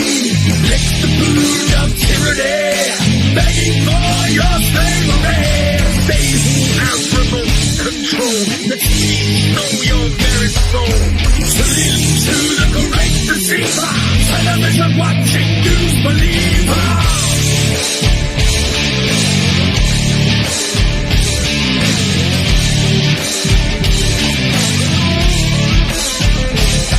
Inject your poison where your mask. All they have to do is ask. Never questioning authority. Blindly following like sheep. Yes or no, sir, freebacks fool. You television watching fool. Never your mind to be free. Never your eyes will ever see. Lick the boot of tyranny, begging for your slavery. They who have remote control, the keys know your very soul. Salute to the great deceiver, television watching news believer. This is extremely dangerous to our democracy. Extremely dangerous to our democracy. This is extremely dangerous to our democracy. This is extremely dangerous to our democracy. This is extremely dangerous to our democracy. This is extremely dangerous to our democracy. This is extremely dangerous to our democracy. In their world forever locked. Into their world forever boxed. Reality you leave behind. A prisoner of your own mind. Forever you will be deceived. Never, ever to be free. Never your mind to be free. Never your eyes will ever see. Lick the boot of tyranny, begging for your slavery. They who have remote control, the keys know your very soul. Salute to the great deceiver, television watching news believer. Never your mind to be free. Never your eyes will ever see. Lick the boot of tyranny, begging for your slavery. They who have remote control, the keys know your very soul. Salute to the great deceiver. receiver. Television watching news believer. This is extremely dangerous to our democracy. All right, guys, we are back. And we have Shapu with us, and we are showing pictures of maps. And after we get into these maps and different things, we're going to, on the air balloons, we're going to go back and look at all the Hulk ships that we showed on the first show. But from now, we're going to continue on with these pictures. Yeah. Yes. Yeah, this one, it's crazy, just like the one we saw. What is that? What was that you just had up? Some kind of lighthouse. It looks like a moonlit lighthouse. Because look, it's dark here. Yeah, that's bizarre. And that's an airship again. Because you know, these lighthouse and tall buildings, they were probably used for docking. Yes. Yes. Ships. Wow, look at that one. Yeah, they have a lot of different shapes and sizes, but the very first one, they are all shaped like fish in the sea. Right, like a giant whale. Yeah, but like I say, the buoyancy of air and water is God, that looks like a giant penis. is the same. Yeah, these ones or this one. Flying penis. Yeah. So they tried a lot, or they just found. These are Go back from to that last picture. story. This one? Yeah, that one there. That reminds me of something I saw in one of the medieval drawings where it's up in the right-hand corner and it kind of has rays coming off of it. That's what that kind of reminded me of, that one. Oh, yeah.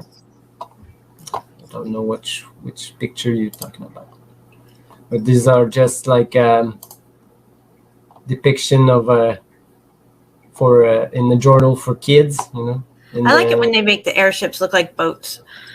Yeah, but they were probably all boats before they changed to a basket. Because this. Look at that one. Go back to the pontoon looking one.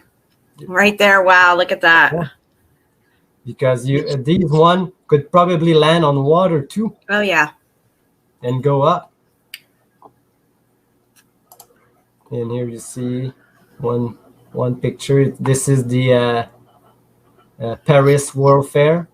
Mm-hmm. Yeah. And look at that thing all lit up, guys. Now, what is here? You can see it. Airship. Oh wow, look at that. Yeah.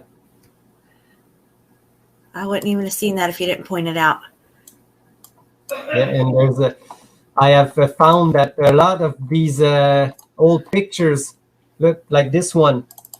They are airships. That's why they like Vanilla Sky, all of them. You can see here. Oh, they whited its sky out. Yeah, they were all over the place probably. There's an airship there. Wow. You can see the light shining and the bottom is shadowed. So if we put these through filters, we could probably see them if we change the contrast or something, maybe. Yeah, for sure. Wow. This illustration from the St. Louis Fair, and you can see there's an airship in the sky. The same one as this one. Look, this one has 2 trains. You can land on the ground with them. They got wheels. Oh, wow. Yeah, I remember this picture. I think I've seen this one before. That's crazy. Yeah. Another one, look at this one. This John Levi was showing a video about the world fairs, and look, they had all the animals. But what I found interesting, what was this on top? Look here. What the ad? I don't know what else is written, but the rest is returned by airship. So they got there by airship. Oh yeah, it does. Yeah. And I found some passport of airships from Germany to the world fairs. Wow. And they use them a lot, you know. But it's not the same kind that they're showing us today.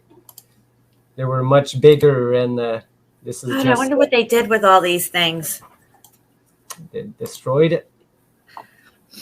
Like I showed. And now the we boat. have airplanes that we have to pay to go. Yeah. Like they like I showed you, they destroyed the junk. These giant ships, they Yes. destroyed them. They're junk and they're baroque. They also have, like we talk about the Chinese junk ships, they call them junk, and they also have baroque ships, they call them. Yeah. Like they're done in the baroque style, all real ornate. Yeah. And if people... And that looks like a lighthouse to me. That looks very reminiscent of a lighthouse right there. It is. Look. Yep. This is the top of Empire State Building. Right. And you can see it's not just... I bet it charged up there at the tower, because those towers look like Tesla towers. Yeah, they're probably used to collect energy too. Mm-hmm. Something's running this fucking thing through the air. It is a lighthouse, you know. But in this one, they say it's a mooring station for airship, but it looks like exactly like a lighthouse. Yep.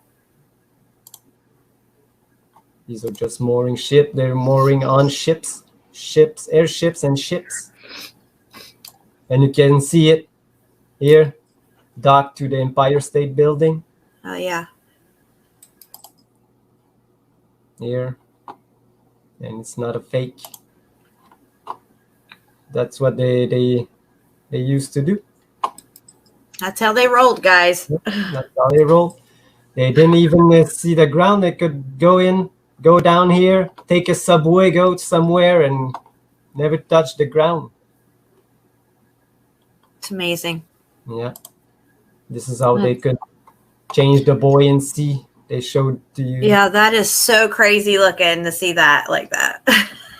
Yeah. And they got some plates of showing them with airships. In even 1934, they still, just before they did the Edinburgh event to stop all the airships. These are, and look, there's a lighthouse shining light.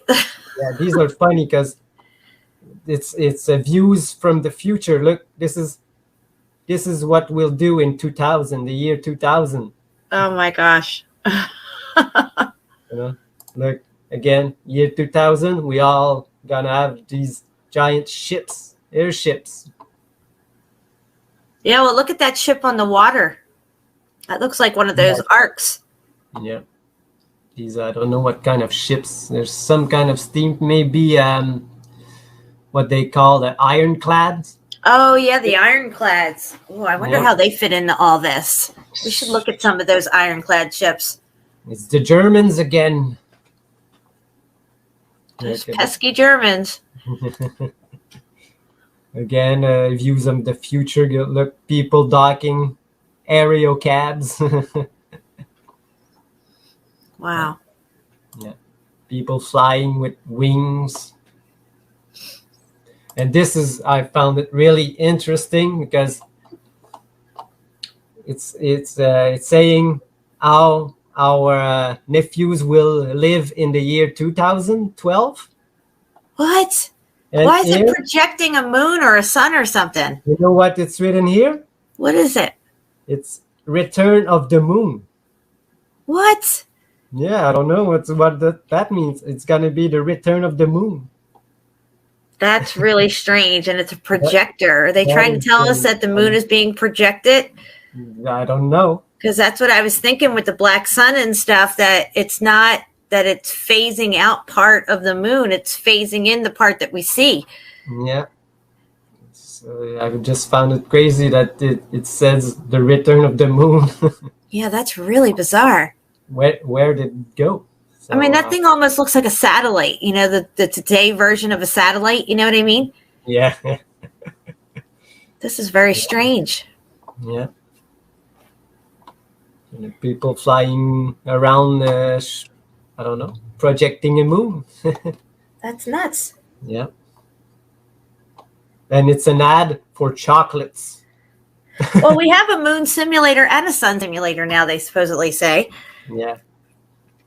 I think the Chinese have a moon simulator. Yeah. And I think they don't use it outside because we already have a supposed moon and sun, but they have a lot of deep underground, and they need an environment. So they probably made these things to be able to live down there without getting out. So they have a sun and a moon, but it's a synthetic one. Wow, look at this. Yeah, again, a portrait of what it's going to be like in 2000s. And look, though, they look like arcs lined up with people. You know what I mean? Look how big they are. Yeah, it's the 1, 2, 3, 4, 5, 6 of them. Wow. And they say it's for exploring the Arctic. Interesting. Yeah. Again, this depiction of what is going to be in the year 2000. These are from probably early 1900s. Everybody's got their balloon. Yeah, people with their balloons, even the horses. Oh, wow. Yeah.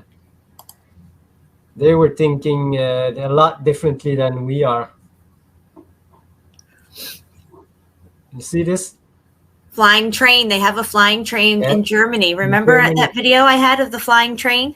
But do you see where was the city, they say? It was in Germany. Yeah, but this one, look. What's it say? France? Boston. Oh, it's Boston? Hey, Yeah. is Ray in here? Boston. Look, they had a flying train in Boston Boston. should look like in the future. Yeah. Wow.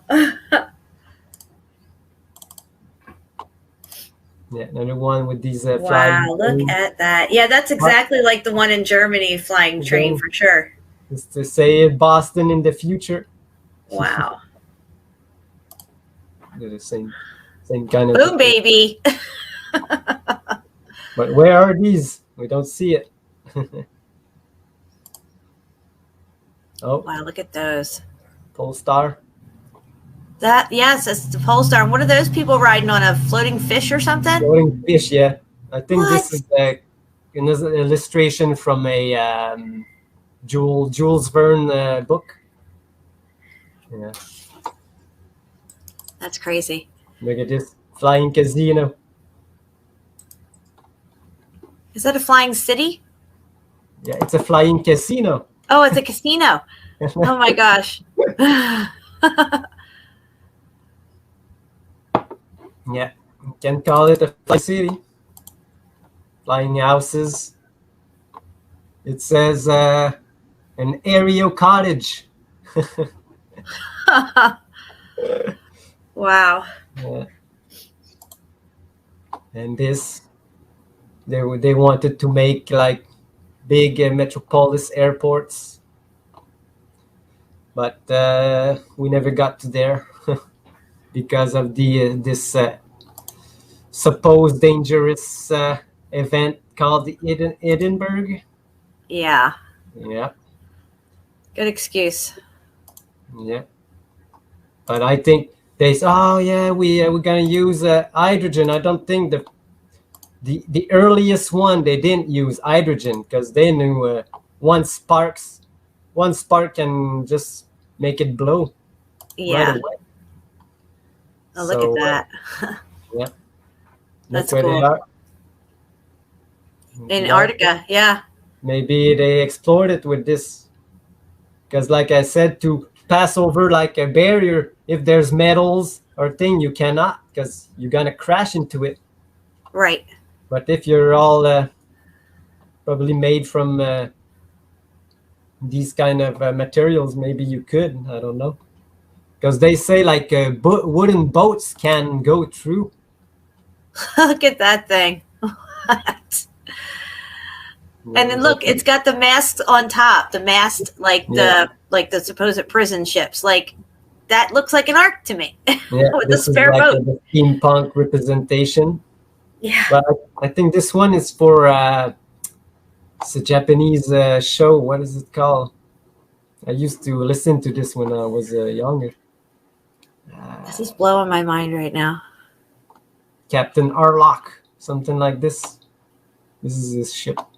And look, you can see that they travel from Germany to Argentina and Peru. Peru, Yeah, we see Peru. Peru in a lot of maps. There was something going on there, and you can see this is a passport for airships, and you see that he from Almania, from Germany to Buenos Aires. Yeah, Argentina holds a lot of answers for us. I think we need to dip into Argentina one day, like really big time. This one, he went from Berlin to Miami, Florida. Miami? Yeah. From Berlin in an airship. Wow. So they have a big. They used to use everyone could go there and pack a trip on an airship. What's that? That looks like the Smoky God. Yeah, it's an airship coming out. Oh, it's coming out. Yeah. I see it. Destruction everywhere, but the airship station's still there. Oh, yeah. Yeah, I had to blow up this picture because it was so small. But there's some kind of ship here, but something happened right here. Something happened, yeah. And you thought, look, there were even airship, like you said. How'd you call it again? Dazzle camouflage? Mm-hmm. Dude. That's it. What the F am I looking at right now? A dazzle camouflage airship. You're going to have to send me this picture. Because, wow. That's nuts. That's a crazy one right there. They used to dazzle everything. Never heard of dazzle airships. Yeah. That's just the only picture I found about it. Tried to find another one and couldn't. In Egypt. On water. I don't know how they built this hangar to go out on water, but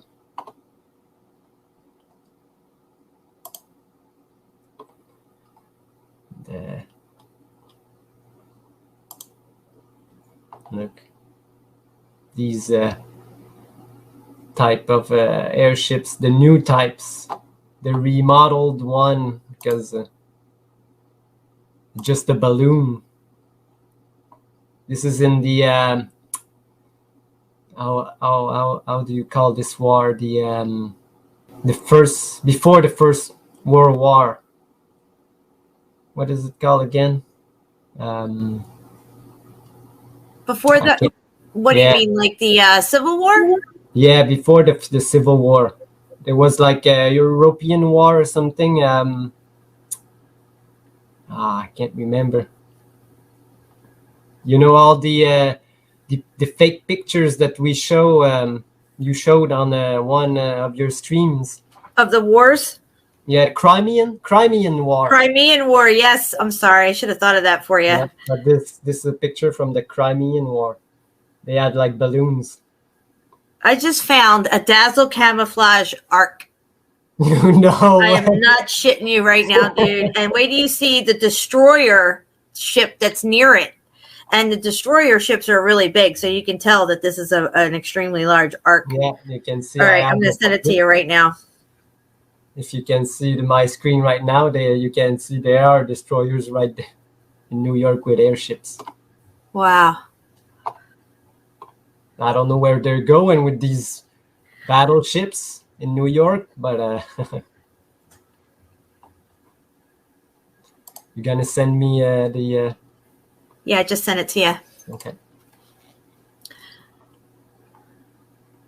I mean, that's definitely an arc for sure. Just finish. Wow, look at that. Look at this hanger. I know, dude. That's nuts. That's massive. Yeah.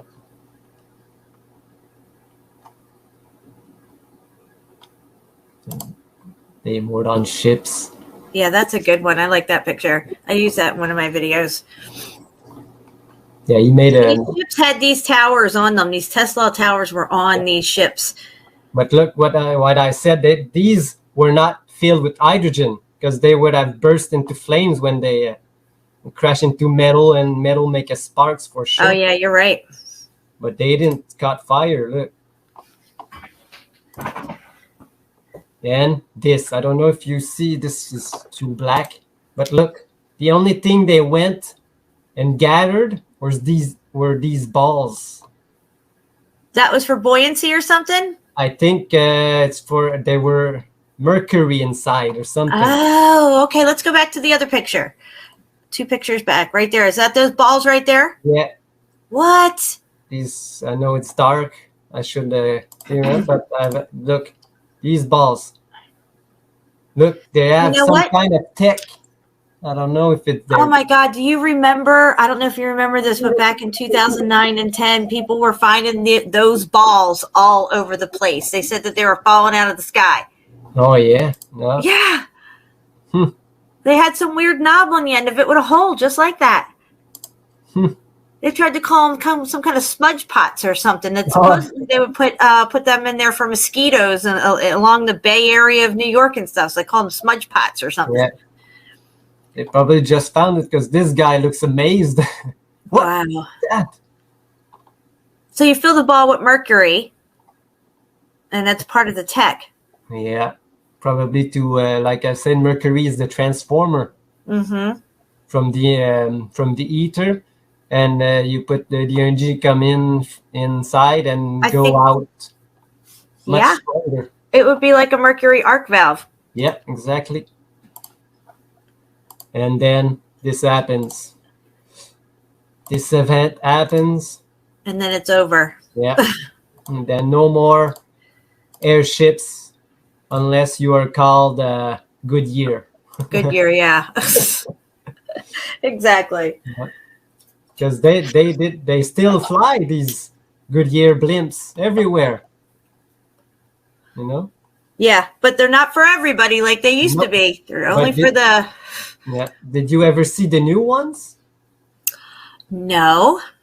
This is the new technology that they have, and they can stay. Yeah, they can stay up there for more than 3 years. What is that? Solar panels on top? Look like solar panels on top. Probably solar panels. Wow, dude, that thing's nuts. And this is the one that the army use. It's 3. Oh my gosh. Yeah, 3 in 1. Somebody would definitely think that's a spaceship if they saw that. Come on, look at it. Lockheed Martin. Wow. And this is the new version that nobody can use except for the military. Yeah. Interesting. And this is just a depiction of mooring. Probably this you could go in because there's the stairway that goes to the top. Yes, you're right. There's a stairway in there. And you can go to that pinnacle thing and look out, and it probably had a doorway or something. You just get off right there. Yeah, all these pillars, the same thing. They have a doorway, a spiral staircase to go on top where there's a balcony. Wow. And you can see here. Oh yeah, there's the diagram. That's cool. Yeah. You can see there's the balcony, and you come in. Stairs, yep. Go down the stairs. Look at it. There's even the dome. Yep, of the inside. Wow. Yeah. This one just. Oh, another arc. Look, it looks like that arc ship that we looked at the other day. With the bird. Right. And look, the wings. Just like the German planes. It reminded me of like the storks. They say the stork brings the baby. You know, the stork bird. Yeah. Oh, and Jan. The orphans. The orphans. They bring the orphans with the ships. Oh boy. Just putting these pieces together. Again, mooring. Oh yeah, look at that. Yeah. And you can see here that they used this to go up. Yeah. Like this. Like, That's used amazing. Get another one. Because there's no use for this. Right. This place to be there. So the thing docks to this thing, gets energized because it's like a Tesla tower, and then people can get off and go down through these things. Yeah. You can see this inside. That's probably what the pagodas were for too then. Yep. Yep. Because they all have the staircases going up. They all have windows, just like the Tesla towers. Yeah. Wow. You know, why would you need to go inside the tower or an obelisk? There's no need to, unless it's a mooring station to go down. Exactly. Yeah. Oh yeah, fake Stonehenge. If anybody doesn't know, Stonehenge is fake. Yeah. It has been rebuilt in the 1950s. Yeah. I put a post on Facebook, and fact checkers said no. I put a video of them making it up with cranes and shit. You can still see the rebar underneath of one of them on the side view of it. If you ever look at it, you can see the metal pillar underneath their fake rock exterior. And they put fact checks on it. No, they were made 3,000 years ago. Bullshit. Yeah, bullshit. Come on. Johnny wants to know if the stairwells were automated. You know, I don't know if they were or not. They could have been. Not. I mean, but it would be a lot to be fitting all in there. Yeah. They had those moving sidewalks, though, at the One World's Fair. Yes, that was nice. And they had it in France, too, for Paris one, and they had it for the St. Louis one, I think. Mm-hmm. So you send me that pic that you say? Oh, yeah, it's in your Facebook message. Okay, I don't know where my Facebook is. Is that the canal right there? Is that supposed to be the Panama? Nope. What is that? Not in Panama. That's in Greece. What? Who did that? That's my next post. All this, you can see it's all melting, and there's structures in all the way. There's old statues carved in it. Wow. Yeah. It's my next post. I will put it on. That's quite an undertaking. Right there. Yeah. Probably was already a channel. They just enlarged it or tried to cover something up. I mean, they literally cut it in half, the landmass. Yeah. 7-7 Lucas, you are late. You're going to have to stay after school, buddy.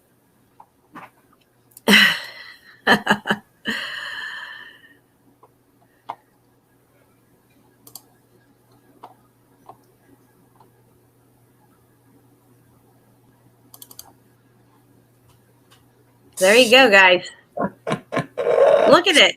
Wow. Can you believe it? Yeah, it's like a landing pad too.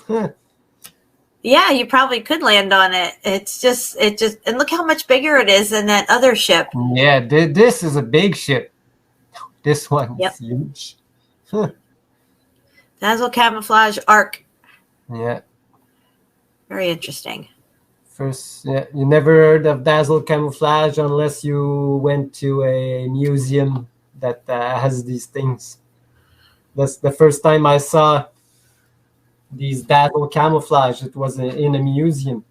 Yeah, they don't teach it in his story class. No. His story. What a joke. So, yeah, that's all I got on that. Do you have any other pictures or stuff you want to show? I'm down with whatever you want to go with now. Yes, probably. What was first type? I have some articles of events from the 1700s. Okay, great. Yeah, because this will put us right in the time frame of the X Factor event, and that would be a good way to sum up this whole thing and what could possibly be taking place in a cyclical nature on our plane here. Yeah. This article, they say they called it a solar flare because they didn't know. Look, it's a solar flare or an aurora borealis. You know, there's a big difference. But they didn't know what's going on over Boston in the 1730. 1730, and let me see the thing that I have over here says 1730. I don't have a 1731, but 1524 there was a flood, like a huge flood in Europe in 1524. So 1524 to 17 what? Where are you at on this? 1730? This one is 1730. Yeah. That's what I'm saying, dude. Like it's like a 300-year cycle or something that's going on. But you can see that they say here, 3 shots up a stream, it collected into a body and seemed to hang over us like a cloud of fire. Wow. From this northern lights. Yeah, see, that sounds like that black sun coming up from underneath. Yeah, a cloud of fire. Yeah, that's what it would. They say that Nibiru looks like a cloud of fire, or they call the interior sun the smoky god and stuff, is because it emanates this type of fiery smoke around it. And they say here, around the 9 o'clock, the heavens grew luminous red. And 24 minutes after 9, it moves and it glows very fierce. Red glow. And that's the depiction. That's exactly what he said in the Smoky God, that it was like, this bright, luminous object. Yeah. And this was a report from the night in Boston. This one is in October that this thing happened. And they call it an aurora borealis, but they're not red. Right. What does it say here? This should lead our thoughts to the contemplation of that awful night when the heavens, being on fire, and it was night, shall be dissolved and the elements shall melt with the fervent heat, like is the passage of the Bible they relate. Dude, wow, that's X Factor all day long. Shall descend in flaming fire in the clouds of heaven. See, there you go. Yeah. So we said, guys, that things melted from the bottom up, and also a lot of things look like they melted from the top down. That statement verifies what we see. Yep. Correct? Yeah. If you got fiery stuff coming down from above and then this heat coming up from the bottom, shit's going to get all muffed up. Yeah. And I got, we'll go, wait, 1780. Okay, we'll go to this one.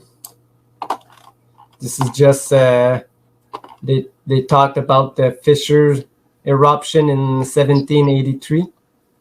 Yeah. Again, it's later, but the same, it takes about, 20, maybe 30 years of these events to calm down or something. Yes, it seems like it's not as instantaneous as we all thought, that there's things that are occurring over, multiple things occurring over a span of time for this cycle to finish out its cycle and things settle down again. Yeah. So this one, in the summer of 1783, they talked about the blood red coloring of the sun. Yeah. And the stars and planets visible in the lower degrees that they're supposed to be. In an appearance in a smog, like smog in large cities. Wow. There was another cloud of smoke. And they would be low on the horizon, I think, when it's coming up. You're going to see it. Like when we see the pictures of the two suns, it's usually at sunset or sunrise. Yeah. Always because of the atmosphere. It blocks it like how do you call a filter? Right. Hydrogen alpha something filter. So Rob's asking, are we in the settled down phase? I think we might be heading towards another one of these events if it hasn't already taken place. But there is a lot of signs out there to show that it's either starting to happen and they know it. They're putting out signs, subtle signs here and there, like Obama using the white sun logo. We do seem to have a white sun now. We don't have a yellow sun anymore. That's very interesting. And there does seem to be a lot of earth changes and upheavals going on. So earthquakes in diverse places and all this stuff that we hear. Yeah, and around this time, 1783, they call this the Annus Mirabilis. It's the year of the miracle. Uh-huh. And they say that in that year, there was so many good events, but also a lot of bad events happening all around the world. Sounds like a lot of Polaris going on, a lot of polar opposites. Yeah. Again, like a polarizing effect. Yeah, they're talking about some kind of fog. They think maybe it was caused by an eruption of a volcano eruption, but they're not sure because it wasn't at the same time. But they say they have like a taste of sulfur in the air. So it probably was, but they cannot really be sure of it. And in that year, they say they have some volcanic eruptions, heat waves everywhere, dry fogs, and honeydew. And they say that a sticky substance was formed on the plants, and they called it honeydew. It was so thick that the dew was not liquid; it was more like honey. Oh wow! So I don't know what kind of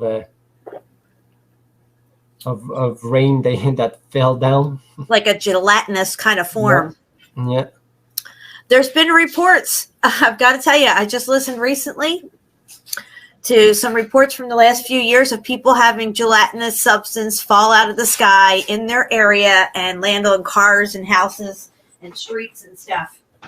Oh yeah. I feel like really like either we're in one of these changes now or it's starting to happen at least, and they know this, and maybe they don't want us to know because they're okay with a lot of us going, not being here anymore. Yeah. This is interesting. In the summer, they also saw a large number of severe thunderstorms, which brought with them frequent lightning that killed many people. That's weird. Yeah. The practicing of ringing the church bell to reroute the storm clouds. Wow. Yeah, some sound to scatter. Yeah.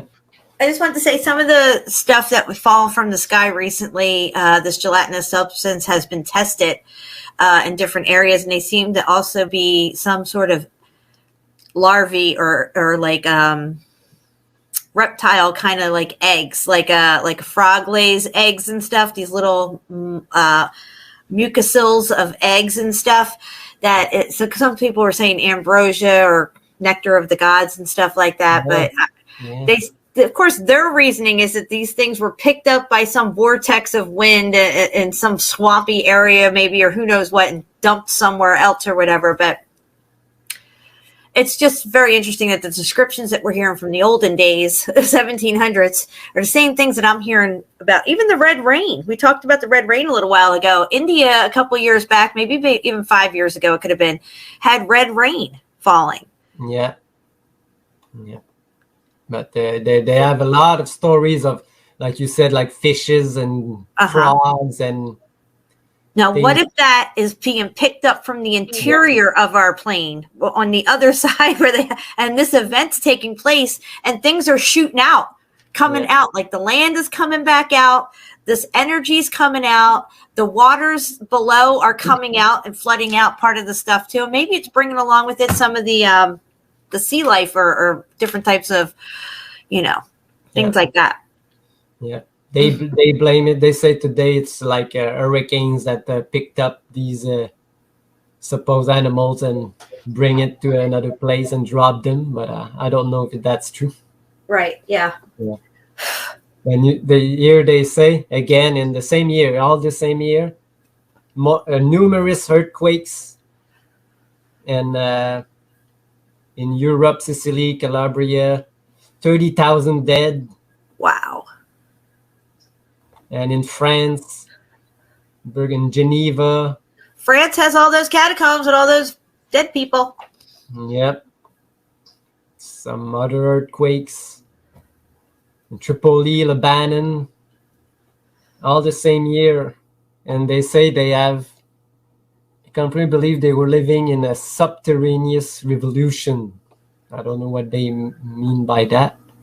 You know what it means? It means that the subterranean is coming up on our realm. Exactly. Look at the next sentence.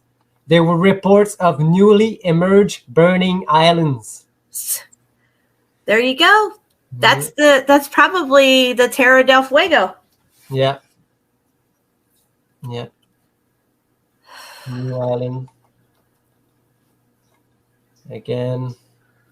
Subterraneous revolution, and they probably the time that Dürer, no, not Alberic Dürer, but how does he call it?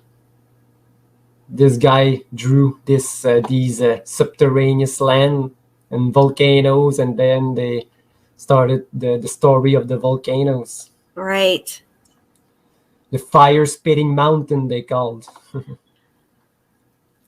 Germany. What happened in Germany? Yeah. Fire-spitting mountains in Germany. What? Wow. And again, we're just in August now. The great meteors in the sky. This is incredible. Yeah, this year was crazy. It's called... and that's the year that they invented, then they signed a lot of treaties too. So there was a lot going on in that year. Wow. And it's called Annus Mirabilis. If anybody want to search, it's the year of the miracles. And this is the same time frame, guys, when they supposedly built all these arcs. Because when you look at the dates for these ships, they all have the same dates around this time. Yeah. And in America, there was a lot of heavy snow, major floods. Mississippi River froze all the way. Oh, really? Huh. So they're just speculating on what could happen because they don't really know. They just have these reports. Volcano in Iceland. Dry fog again. A lot of fog. And the Krakatoa in 1883, like 100 years later? No, 10 years later. Yeah. This fog is interesting. I wonder if it's part of the smoky god, like the sun when it comes up, the inner sun with the smoke, that it billows out and maybe floats over stuff and down and around things. Yeah. I don't know. Yeah. And I've got one other article. It's called What Caused the Dark Day, the 3 days of darkness. Right. Between the change of the poles that we talked about. Yes, that 3 days of darkness, yes. Yeah.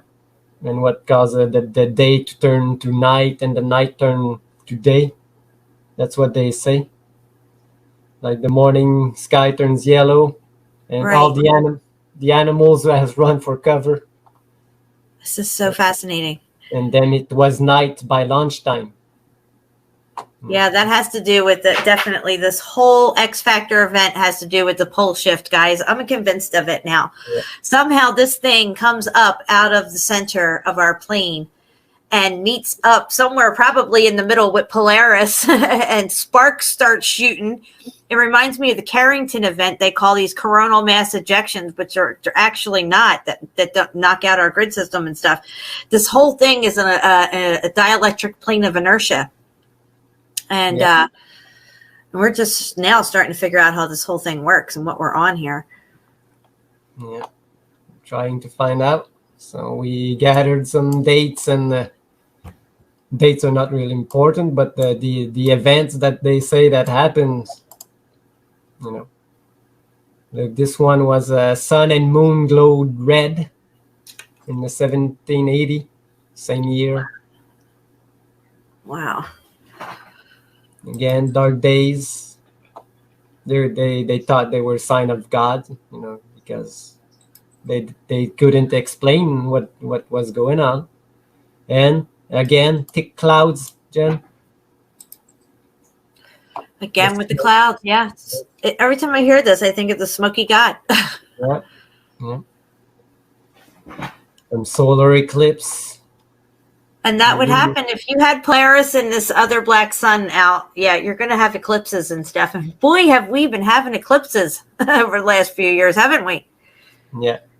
And look, here they say, and yet they say probably a volcano or something, but here they say, yet there is no record of volcanic activity in this time.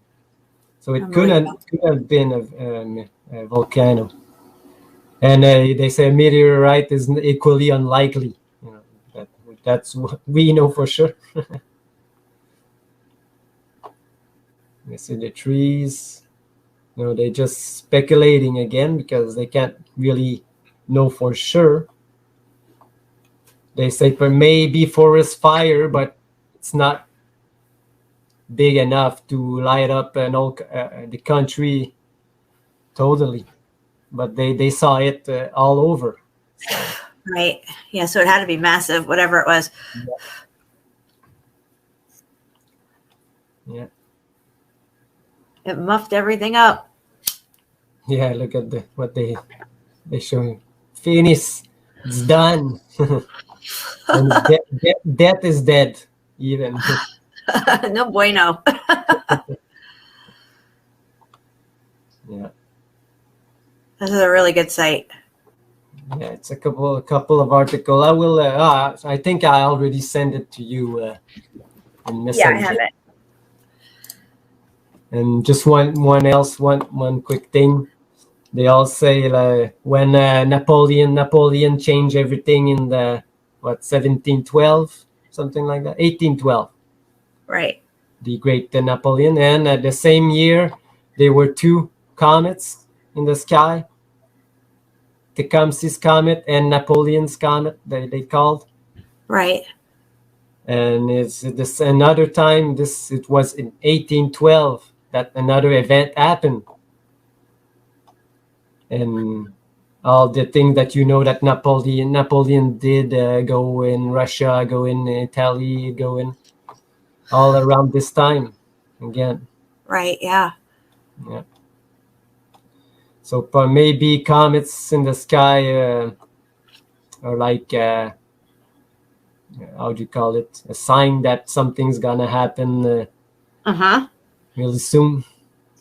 Yeah, like they're foreshadowing. Yeah, yeah. A precursor. A precursor, exactly.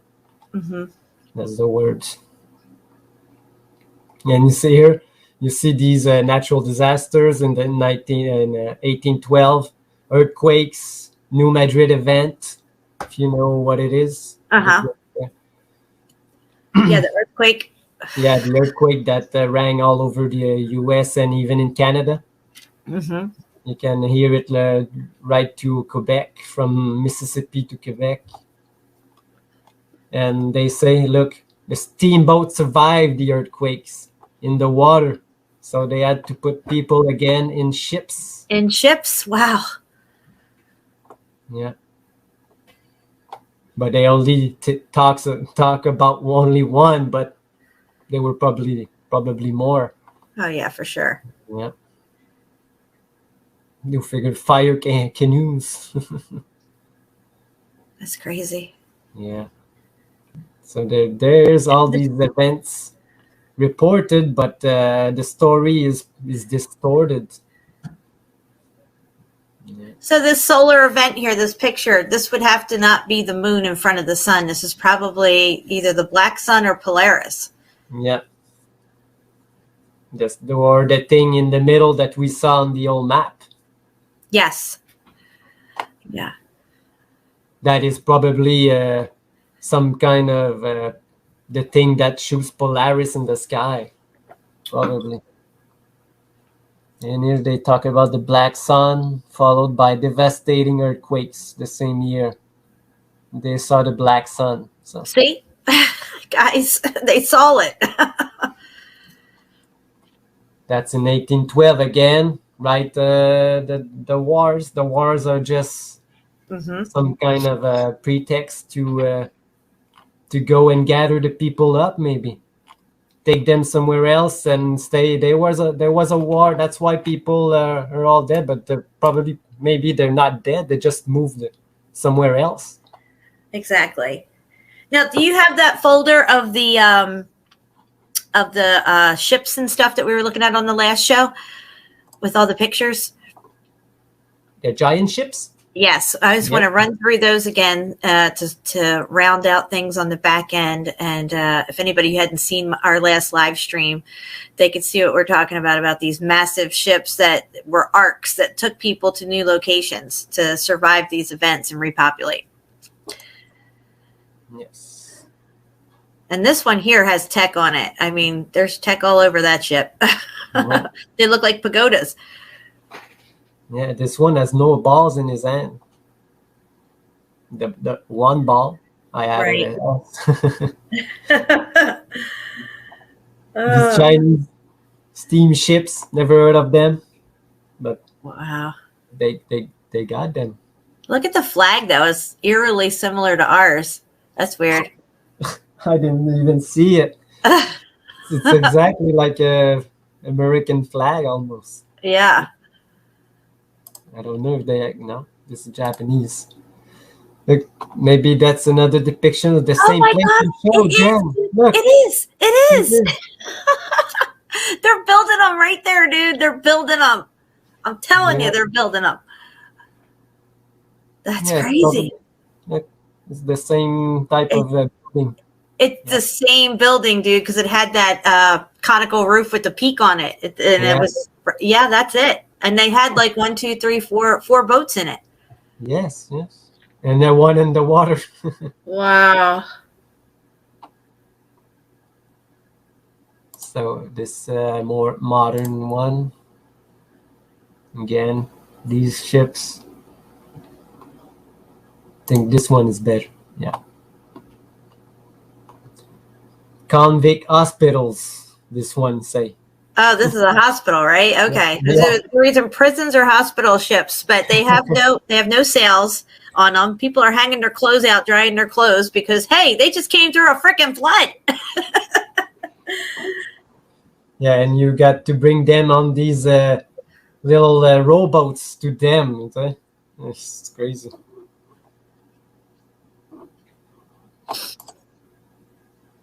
Now, in these pictures, you have the real ones too, right? Yeah. Oh, there you go. Yeah. Like this one, this is a real ship that they say. But look, how big are these guys compared to these guys? Oh yeah, look at that. Look at this guy. Giant ships for giant people. Yeah. These are the prison ships again with clothes. Clothes hanging out to dry. Definitely looks like Noah's Ark for sure. Yeah.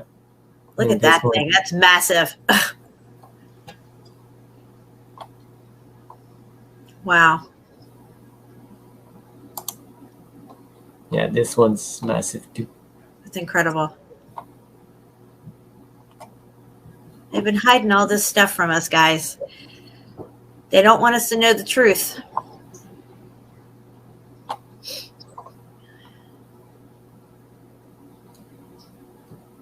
Again, building them. They say they build them, but they're trying to push it in the water. It's ridiculous. So again, there's no sails. There's just some flags. No sails. Yeah. There's probably all the masts. There they are. Yeah. Yeah, these Russian barge are something Wow. else. Yeah. They're not as tall, but they are wide as. There's no need to be that wide. And how is that thing rolling around? There's no sails or nothing on it. There's tech on it, but there's no sails, so they weren't using those. It's a restaurant, Jen. Of course. Of course. Yeah. Yeah, that thing is huge. Yeah. It's like 3 football fields or something. This temples on it. Like, you need all these men to row, Yeah. but there's no kitchen. If anything, these row or things were automated in some way. I doubt they had people rowing these ships. Yeah. I found out, Jen. All these guys need to go to this restaurant. That's where they eat. Yeah, right. Or kitchen. Yeah. That's what they're doing. Yeah, these ships are huge. This is the one with the temples. Oh, yeah. It was a building or made into a building. Like this was made into a restaurant, right? Yeah, it's exactly the same that was in the air in the clouds. Exactly, dude. It was exactly the same. Yeah, and this is a real one. Look how huge they are. Huge and ornate and just unbelievable. Yeah, and the wood, almost all the wood that they use for making these ships came from South America. So this is puzzling because how they could build all these ships in Europe with wood from South America. Yeah.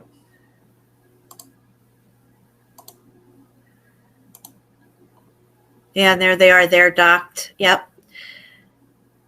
And they had a cover on them, just like Noah's Ark has a cover on it, guys. As a matter of fact, can you, Shapu, type in Noah's Ark on a side screen and share it just to give people the visual of Noah's Ark as we're looking at these.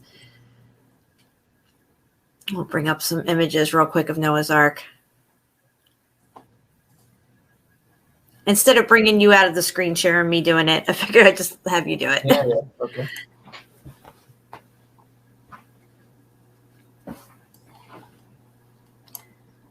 All right, guys, there you go. There's Noah's Ark. And we're looking at these ships that are clearly arks. Okay. I mean, clearly. And this was made for people and animals to survive a great flood, some type of great event that took place, and move people to new locations that were safe zones.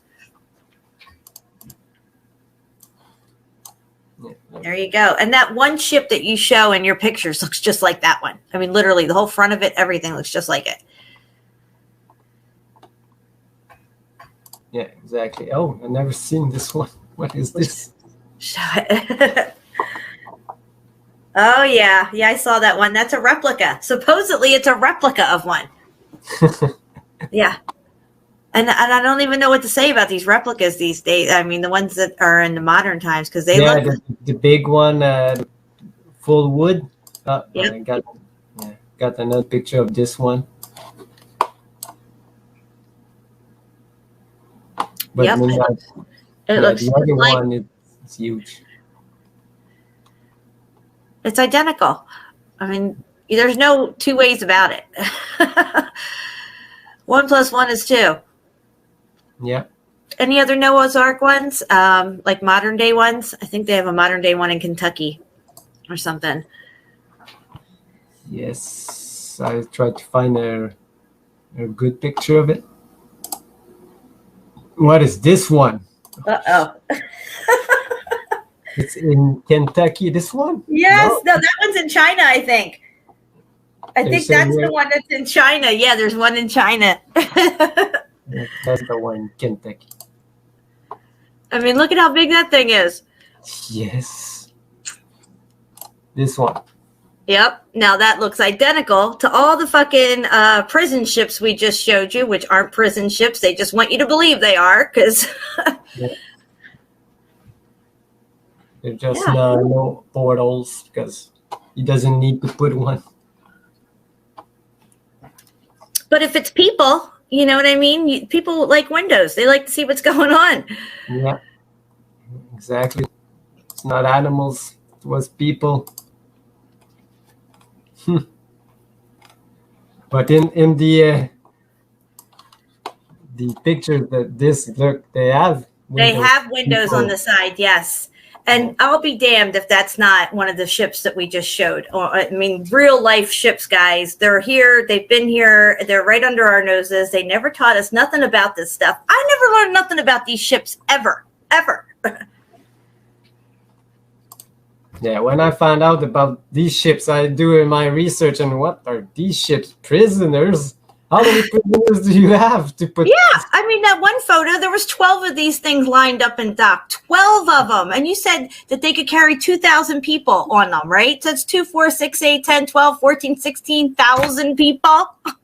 Yeah. These ships are really something amazing. And like I said, UAP did a 2-hour show on old ships, and not one, he showed one pictures of these ships. Not one.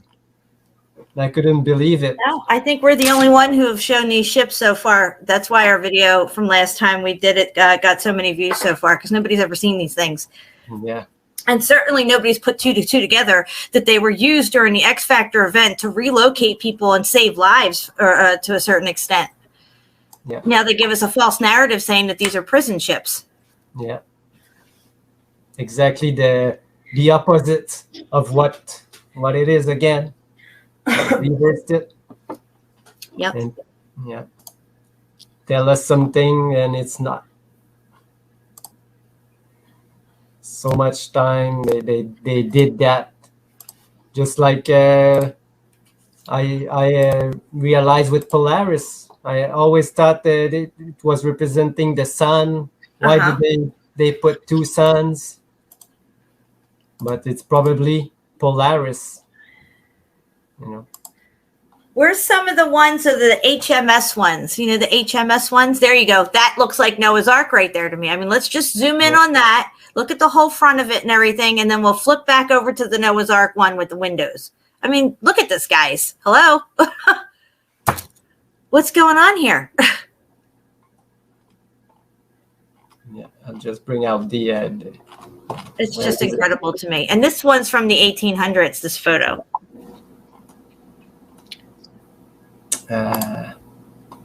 Which one should I bring? That one, the one Noah's Ark with the windows on the side. Oh, where did I put it? Did I It's close okay. it? Take your time. I think I closed it. I'm just bringing it back. I have it somewhere. It's okay. I know, Rob. It's shocking, isn't it? But it's true. And you're hearing it here on the ripple effect. Share it everywhere. You come here and listen to our show, your mind's going to be blown.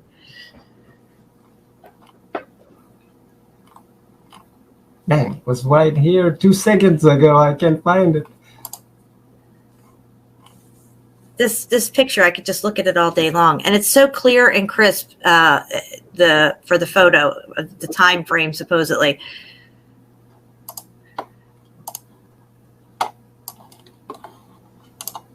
There you go. Boom, baby. Boom, baby. And I make it, yeah. Here. Enough said. You know what I'm saying? I mean, it's right there. Yeah. And the other one, this one. Yes. Okay. The same. It's the same, guys. They were offloading people. Does that look like a prison ship to you? It was a life ship. Yeah. Yeah. Same. It's the same. Pop, same. All day long, it's the same. Even the ramp. Even the ramps. That's incredible. Yeah. And again, I'd like to point out with this black and white photo, these people are getting off of the ships, and they clearly are not prisoners. Okay, so if they're getting off the ship, how did the ship get there if it has no sails? Somebody explain that. Yeah. They're going to say it was to house the troops. Yeah, like they didn't have enough housing anywhere else. Give me a break. We've seen a lot of buildings, and they have lots of room in them. So Plenty of room. Plenty. Look at that. Noah's Ark right fucking there. Noah's Ark all day long. Yeah. I mean, you can't make this shit up, guys.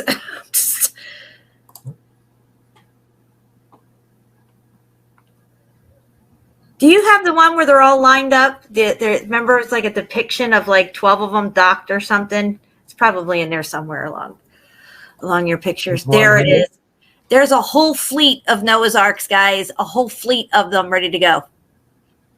And I got another one too. This one. Yep, there they are. That's it. How many prisoners? Exactly. This is what I'm saying. If you said they can hold 2,000 people each, well, they were on the move. Yeah. They got 12 Noah's Arks right there. 15 of them. They're a whole fleet. You know what I think, Jen? Most of them, we see it.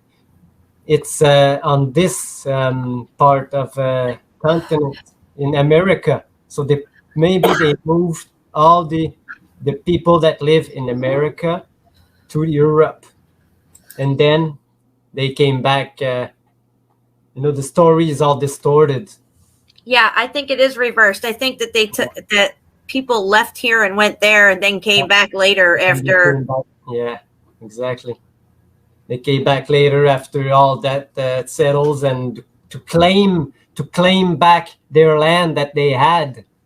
Right, like York and New York. Yeah. England, New England. Yeah. Oh, all Ark pictures right here. These are Noah's Arks all day long, guys. I'm sorry. It's just, it is.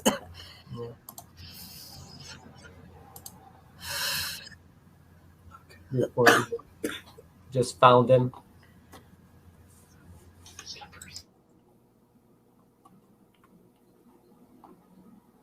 Yeah, I think we've been through all my. I even got this one. Oh yeah, see, that's the thumbnail I use for today. And again, these are massive ships being used all over the world for these travelers to new lands, to populate, to repopulate, to take people to safe zones, move them out of harm's way.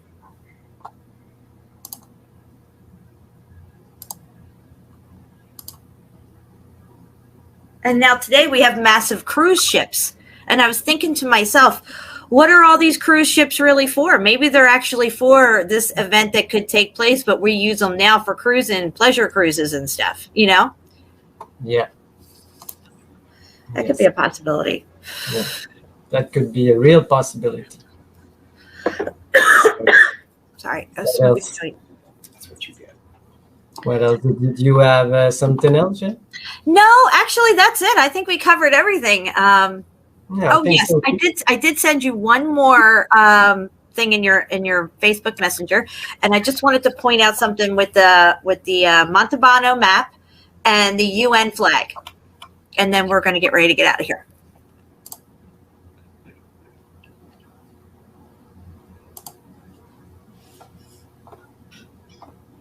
Yeah, I'm looking at it right now.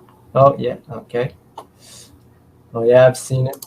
Okay, so we're going to flip back and forth to these two pictures. But what I noticed was, as I was laying there the other night, thinking about this mushroom trip that I went on and the map and everything, and I'm thinking about the openings and how the UN map shows the flat Earth.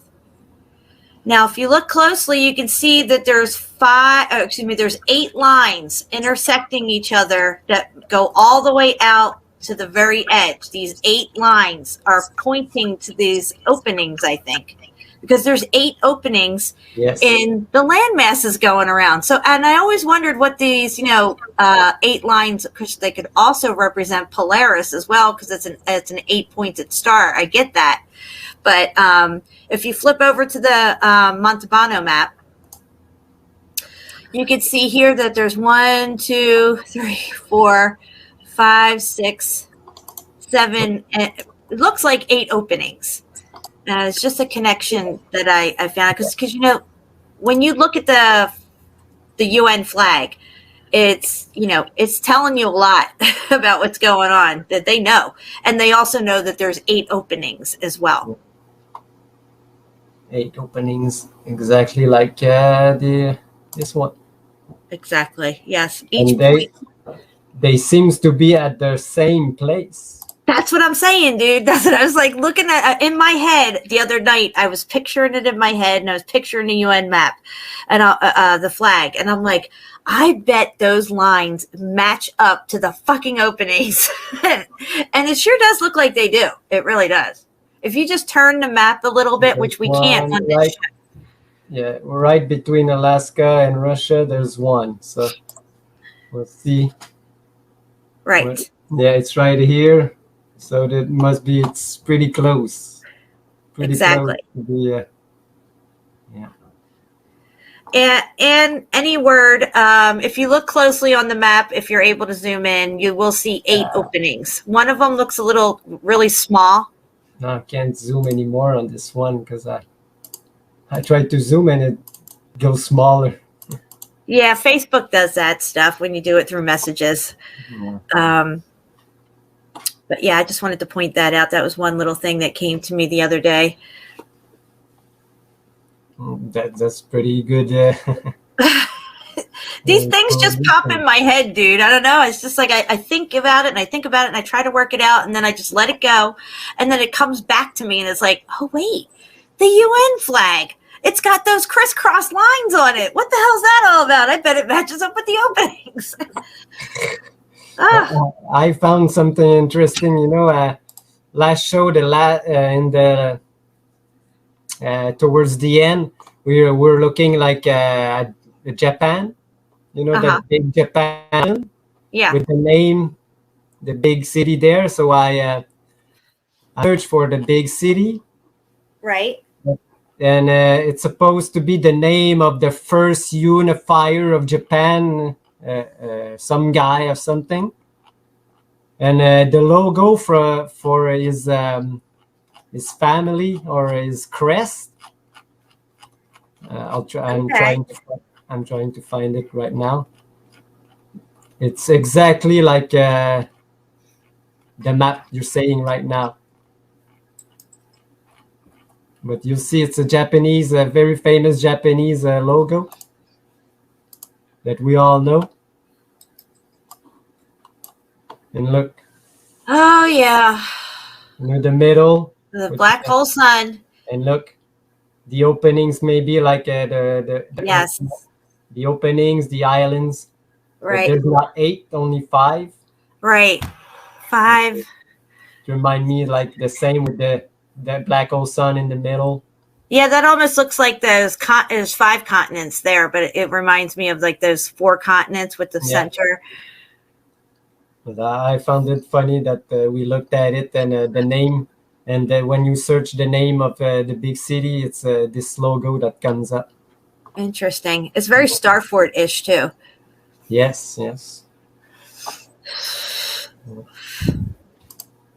Amazing stuff. Those Japanese it was crazy. I found some other pictures of I don't know if you ever heard about there's a big hill in Hollywood, and there's a big Japanese temple built on it. Never heard of this before. In Hollywood? Is it like... Hollywood. Yeah. Oh. Can we show it? Yes. I'll just have to find the place right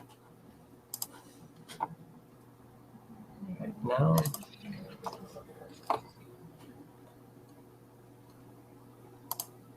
This one. I'm just waiting my thing to load. No problem. Thank you, Steph Davis. I appreciate that comment. It's very sweet. Anybody wants to look at that map we just had up? It's the Monte Bano map from Urbano, yeah. Urbano. Monte Urbano. Yeah, Urbano. And it's 1580 something? 1585, I think, or something. 1589.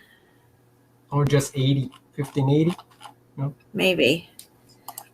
We had it all up on our last show, guys. I shared the links and everything. You ever heard of this place? What the heck is this? This is in Hollywood? Yes. Hollywood, dude, California. It's sitting on a giant dome. I know. What is this hill? They built it on that. Oh, interesting. That's crazy. I never heard of that. Never heard of that either. I wanted to ask James, because he lives in California, and didn't have time to ask him if he ever Very went. interesting. Yeah.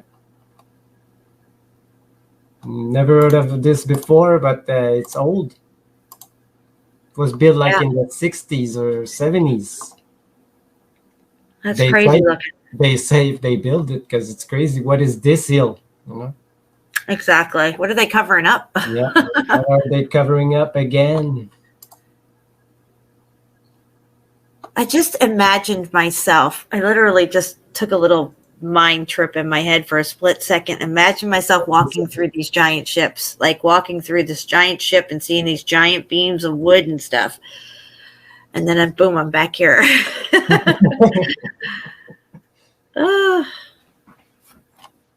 Wow, that's crazy looking. Now, see this picture you have up?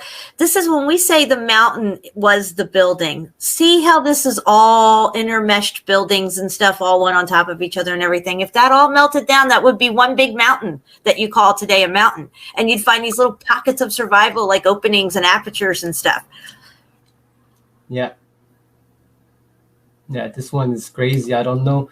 Didn't research the place yet again, but it's crazy.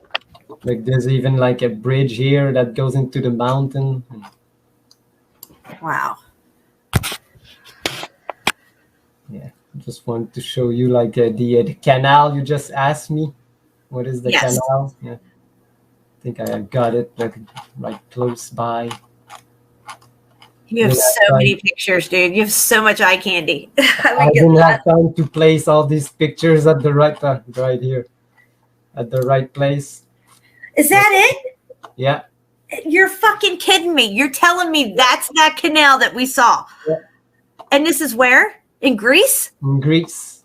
Get the fuck out of here. Corinthian Canal. Dude, that is nuts. It's called the Corinthian Channel? Yeah. I gotta write this down. Hold on.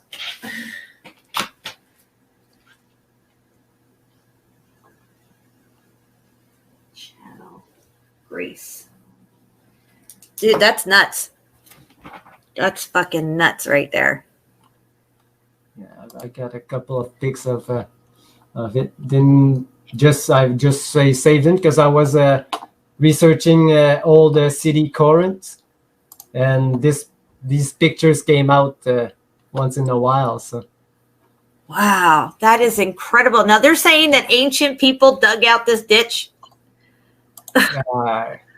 They say they did it in 1800s. Oh, give me a fucking break. Look here. There's brick. There's brick all the way. But I have some picture that they say that they build this thing. Yeah. There's a lot of space you can walk on, but here you can clearly see there's no space to walk on these bricks. Oh my gosh, this is incredible. I never even heard of this place neither. This is amazing. Yeah, you can see all the bricks. And wow. Dude, that is so crazy looking right there. Look how melted it looks. Wow. And look how straight it is. Yeah. As straight as they got that. There's no way at that time they couldn't have gotten it that straight. I mean, come on. Yeah, that's what they say they built it. Can we zoom in on this? Yeah, I'll try. All right. Is this like one of the only construction photos? Is this tiny little black and white thing that we get? Oh, I've got a couple of others, but it clearly it looks like it's already there. Yeah. You know. But yeah, how maybe to close the sea? It's crazy. Well, you know, with the event, it could have gotten blocked off somehow or something, maybe dried up and stuff. You know, when heat comes, water evaporates in certain places. Look how deep. Look, we only see this part now. They say, but there's place to walk on. Oh yeah. It's not directly on the mountain like we see today. And look how far down it is. They didn't have, I mean, why would you have to have it that far down and deep? They could have left it up at that level where you walk and the boat still would have plenty of room to float through. Yeah. They're just digging this shit out. That's what they're showing us. Look. Oh my God. All the ones. Are you kidding me right now? They even had submarines go through. Oh my gosh. I'm blown away. Wow. I'll show you some. Do I have it here? Yeah, here. Look. Oh, look at that, dude! It's an aperture. Look, there's a statue in it. There's a statue in there. Sure. You can tell it was a building, guys. The whole thing. That was probably their waterway through it, just like Venice has waterways all through it. Yeah. Wow. Just wow, dude. Yeah. That's incredible stuff you got right there. Have you done a video on this place? Look at that. Look at the building coming out of the wall. Yeah. You can see here clearly there's a wall and some places else to go in. You just totally blew my mind right here. Yep. Yeah, this place is crazy. No, I didn't do nothing on this. You got to do a whole video on this place. Yeah. My next look at how straight and perfect it is, guys. Yeah. I mean, come on. How many miles is this thing? I didn't even look it up. It's got to be at least 90 miles. Maybe a little less. Yeah, but you can see here, this is my picture that you saw. Look how long it is, and it's straight. Maybe it's like 50 miles. I don't know. But yeah, look at how perfectly. This picture is really, really crisp. There's no way they could have got it that straight, that perfect, in that time era with that shit that they're. No, there's just no way. No. I loved it. I got to look up the history on this, his story, and see how long it took to build and all this crazy stuff, whatever they're going to say. I didn't do it, so maybe we could do maybe a video on it. So. Yeah, and you know what's ridiculous is the Leaning Tower of Pisa. His story on the Leaning Tower of Pisa. They say it took 199 years for them to build that thing, and they got it all fucking wrong. Yeah. Are you kidding me? But yet they could bust out a cathedral in 4 years. Yeah. I just did last night, like I told you, my old friend came to visit, and we had some kind of party, and he was saying. He's going to BC to work on bridges and how would you call it, a dam, a new dam they're gonna build there, and it took just to chisel out the supposed mountain to put the wall in. It took 3 years just to chisel out the wall with our modern stuff. Yeah, and it took 1 year to build just the machine to put the concrete and the thing on top. Imagine. And that's another thing I'd like to mention. Look at how long we have to build machines to do the work that we need. I mean, these people would have had to have built machinery first, had it all ready to go and parts available. Yes, yes. You know what I'm saying? Already planned. Yeah. How many years does it take just to plan this? You know, It's ridiculous what they give us as a historical narrative. And did you ever see this place? I found this place it was crazy. No, I haven't, but it's definitely muffed up from the X Factor event. And you can see it's clearly brick. I got one Wow. 100 feet, and you can clearly see that. Oh yeah, you can see it. See the brick. Can clearly see that it was made a That's so crazy looking. base out of bricks. It's like the statue melted over too. Yeah.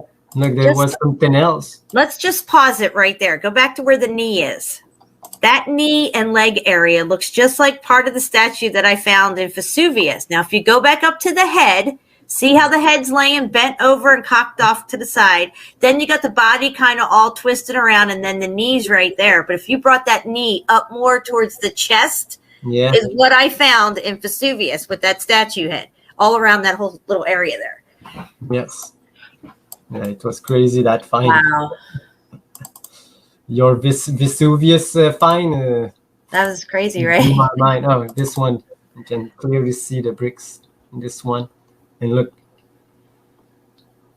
clear it up. Oh, yeah, I see it. Speed think it's report. This one, there was some kind of arch here. Yep. Just This like all- the other one.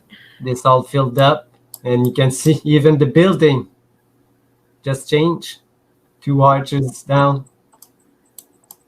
Oh, This place wow. is crazy. That's really good evidence. Yeah. As you can see, that's the other side of the place. All this place was one big building at one time. Yeah, no doubt. Yeah. Yeah. It's in Spain. What's that dome thing in the background? Go back a picture. This one? No, there's another one. That one. Is that a dome in the back? What is that thing? I think it's just the mountainside. Oh, okay. I wasn't sure. It looked like some big dome. It's so big. Oh, okay. I see it now. Maybe the guy who took the picture just blurred it out.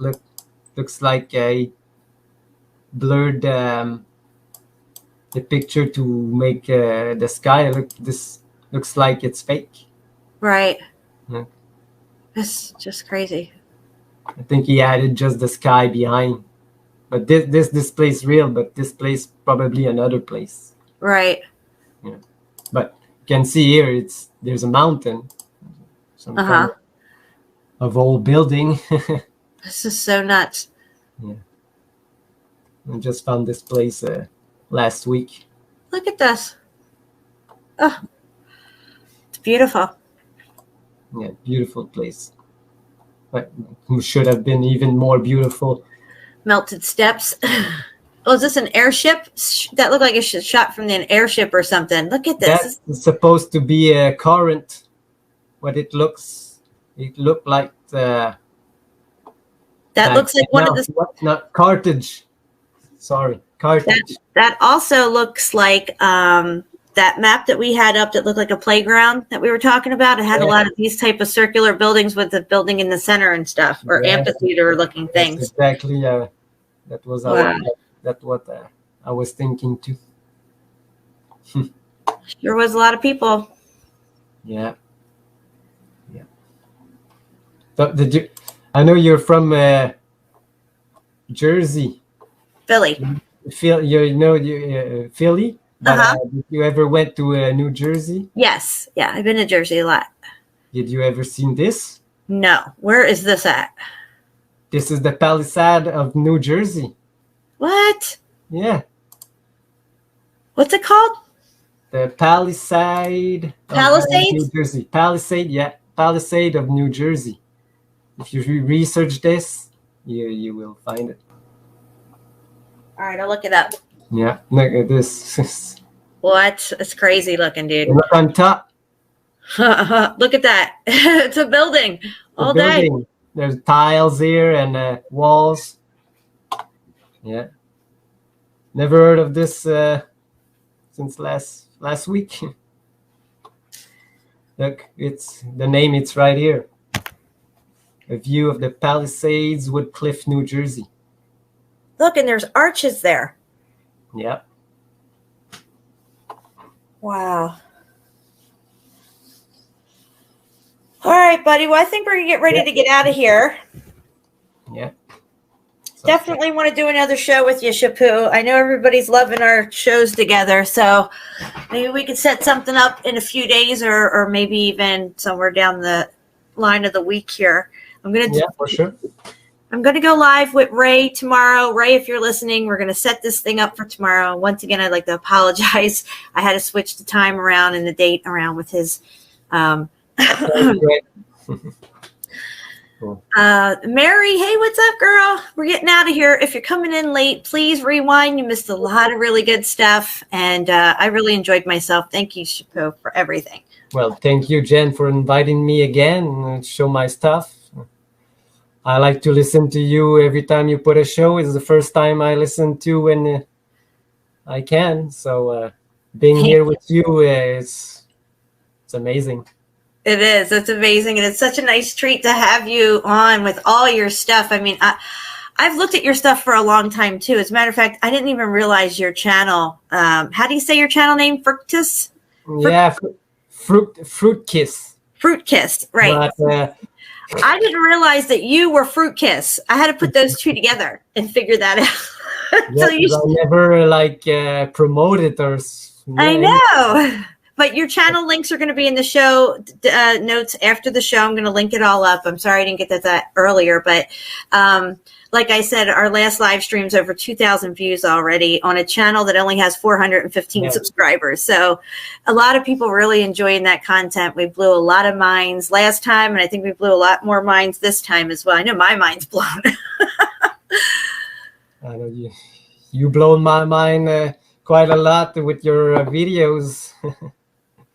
All right. Well, I'm going to play a song on the way out of here tonight for everybody. And I just want to say thanks again to Shapu and everybody who's here tonight, who stayed for the show and who's going to listen to the show after. If you'd like to donate to support my channel, the links are pinned in the chat.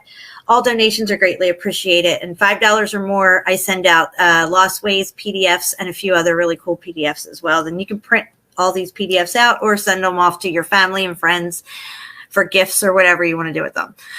All right, I'm going to play this song, and we're going to go. Thanks, Shapu. Thank you, Jen. We do not consent to the wars you use to kill the poor. We do not consent to get taxes and mandatory vaccines. We do not consent to the GMOs that you grow. We do not consent to adhering your geoengineering. We don't consent to the flaw in the water supply, blinding our third eye and keeping us compliant. We don't consent to the wars you wage every day, bombing innocent children hundreds of miles away. We don't consent to you hiding our true history, or your secret societies keeping it a mystery. Cause you've been lying to all of us for centuries. Now it's time we break through your green screen reality. There won't be a rock unturned for y'all to be hiding. You're unprepared for the upcoming uprising, and no denying that you've ruled for too long. And we're chipping away at your armor with each song. We use the truth to put an end to the abuse. Once you see what's to come, I wouldn't want to be in your shoes. You think we're just lambs lining up for the slaughter, but we're here to make your new world have no order. We do not consent to the wars you use to kill the poor. We do not consent to get taxes and mandatory vaccines. We do not consent to the GMOs that you grow. We do not consent to adhering your geoengineering. We don't consent to the chemicals you're spraying above us, and we don't consent to the criminals you're paying to run us. We don't consent to your false flag attacks and shooting hoaxes. We're standing up now and letting you know we're truly focused. We don't consent to your central bank or your corporations. We practice discipline, citizen, and subordination. We don't consent to the 1% having everything. We don't consent to be puppets, we're cutting every string. I know one thing for certain, they won't control me. You had to have heard the name by now, they call me OD. I don't consent to the media telling lies to me. I don't consent to them engineering society. It's time to take over this shit, so now we're locked and loaded, ready for anything that happens at any moment. We're wide awake, there's no way that we'll ever go back. Never sleep again, and we wanted to let you know that we do not consent to the wars you use to kill the poor. We do not consent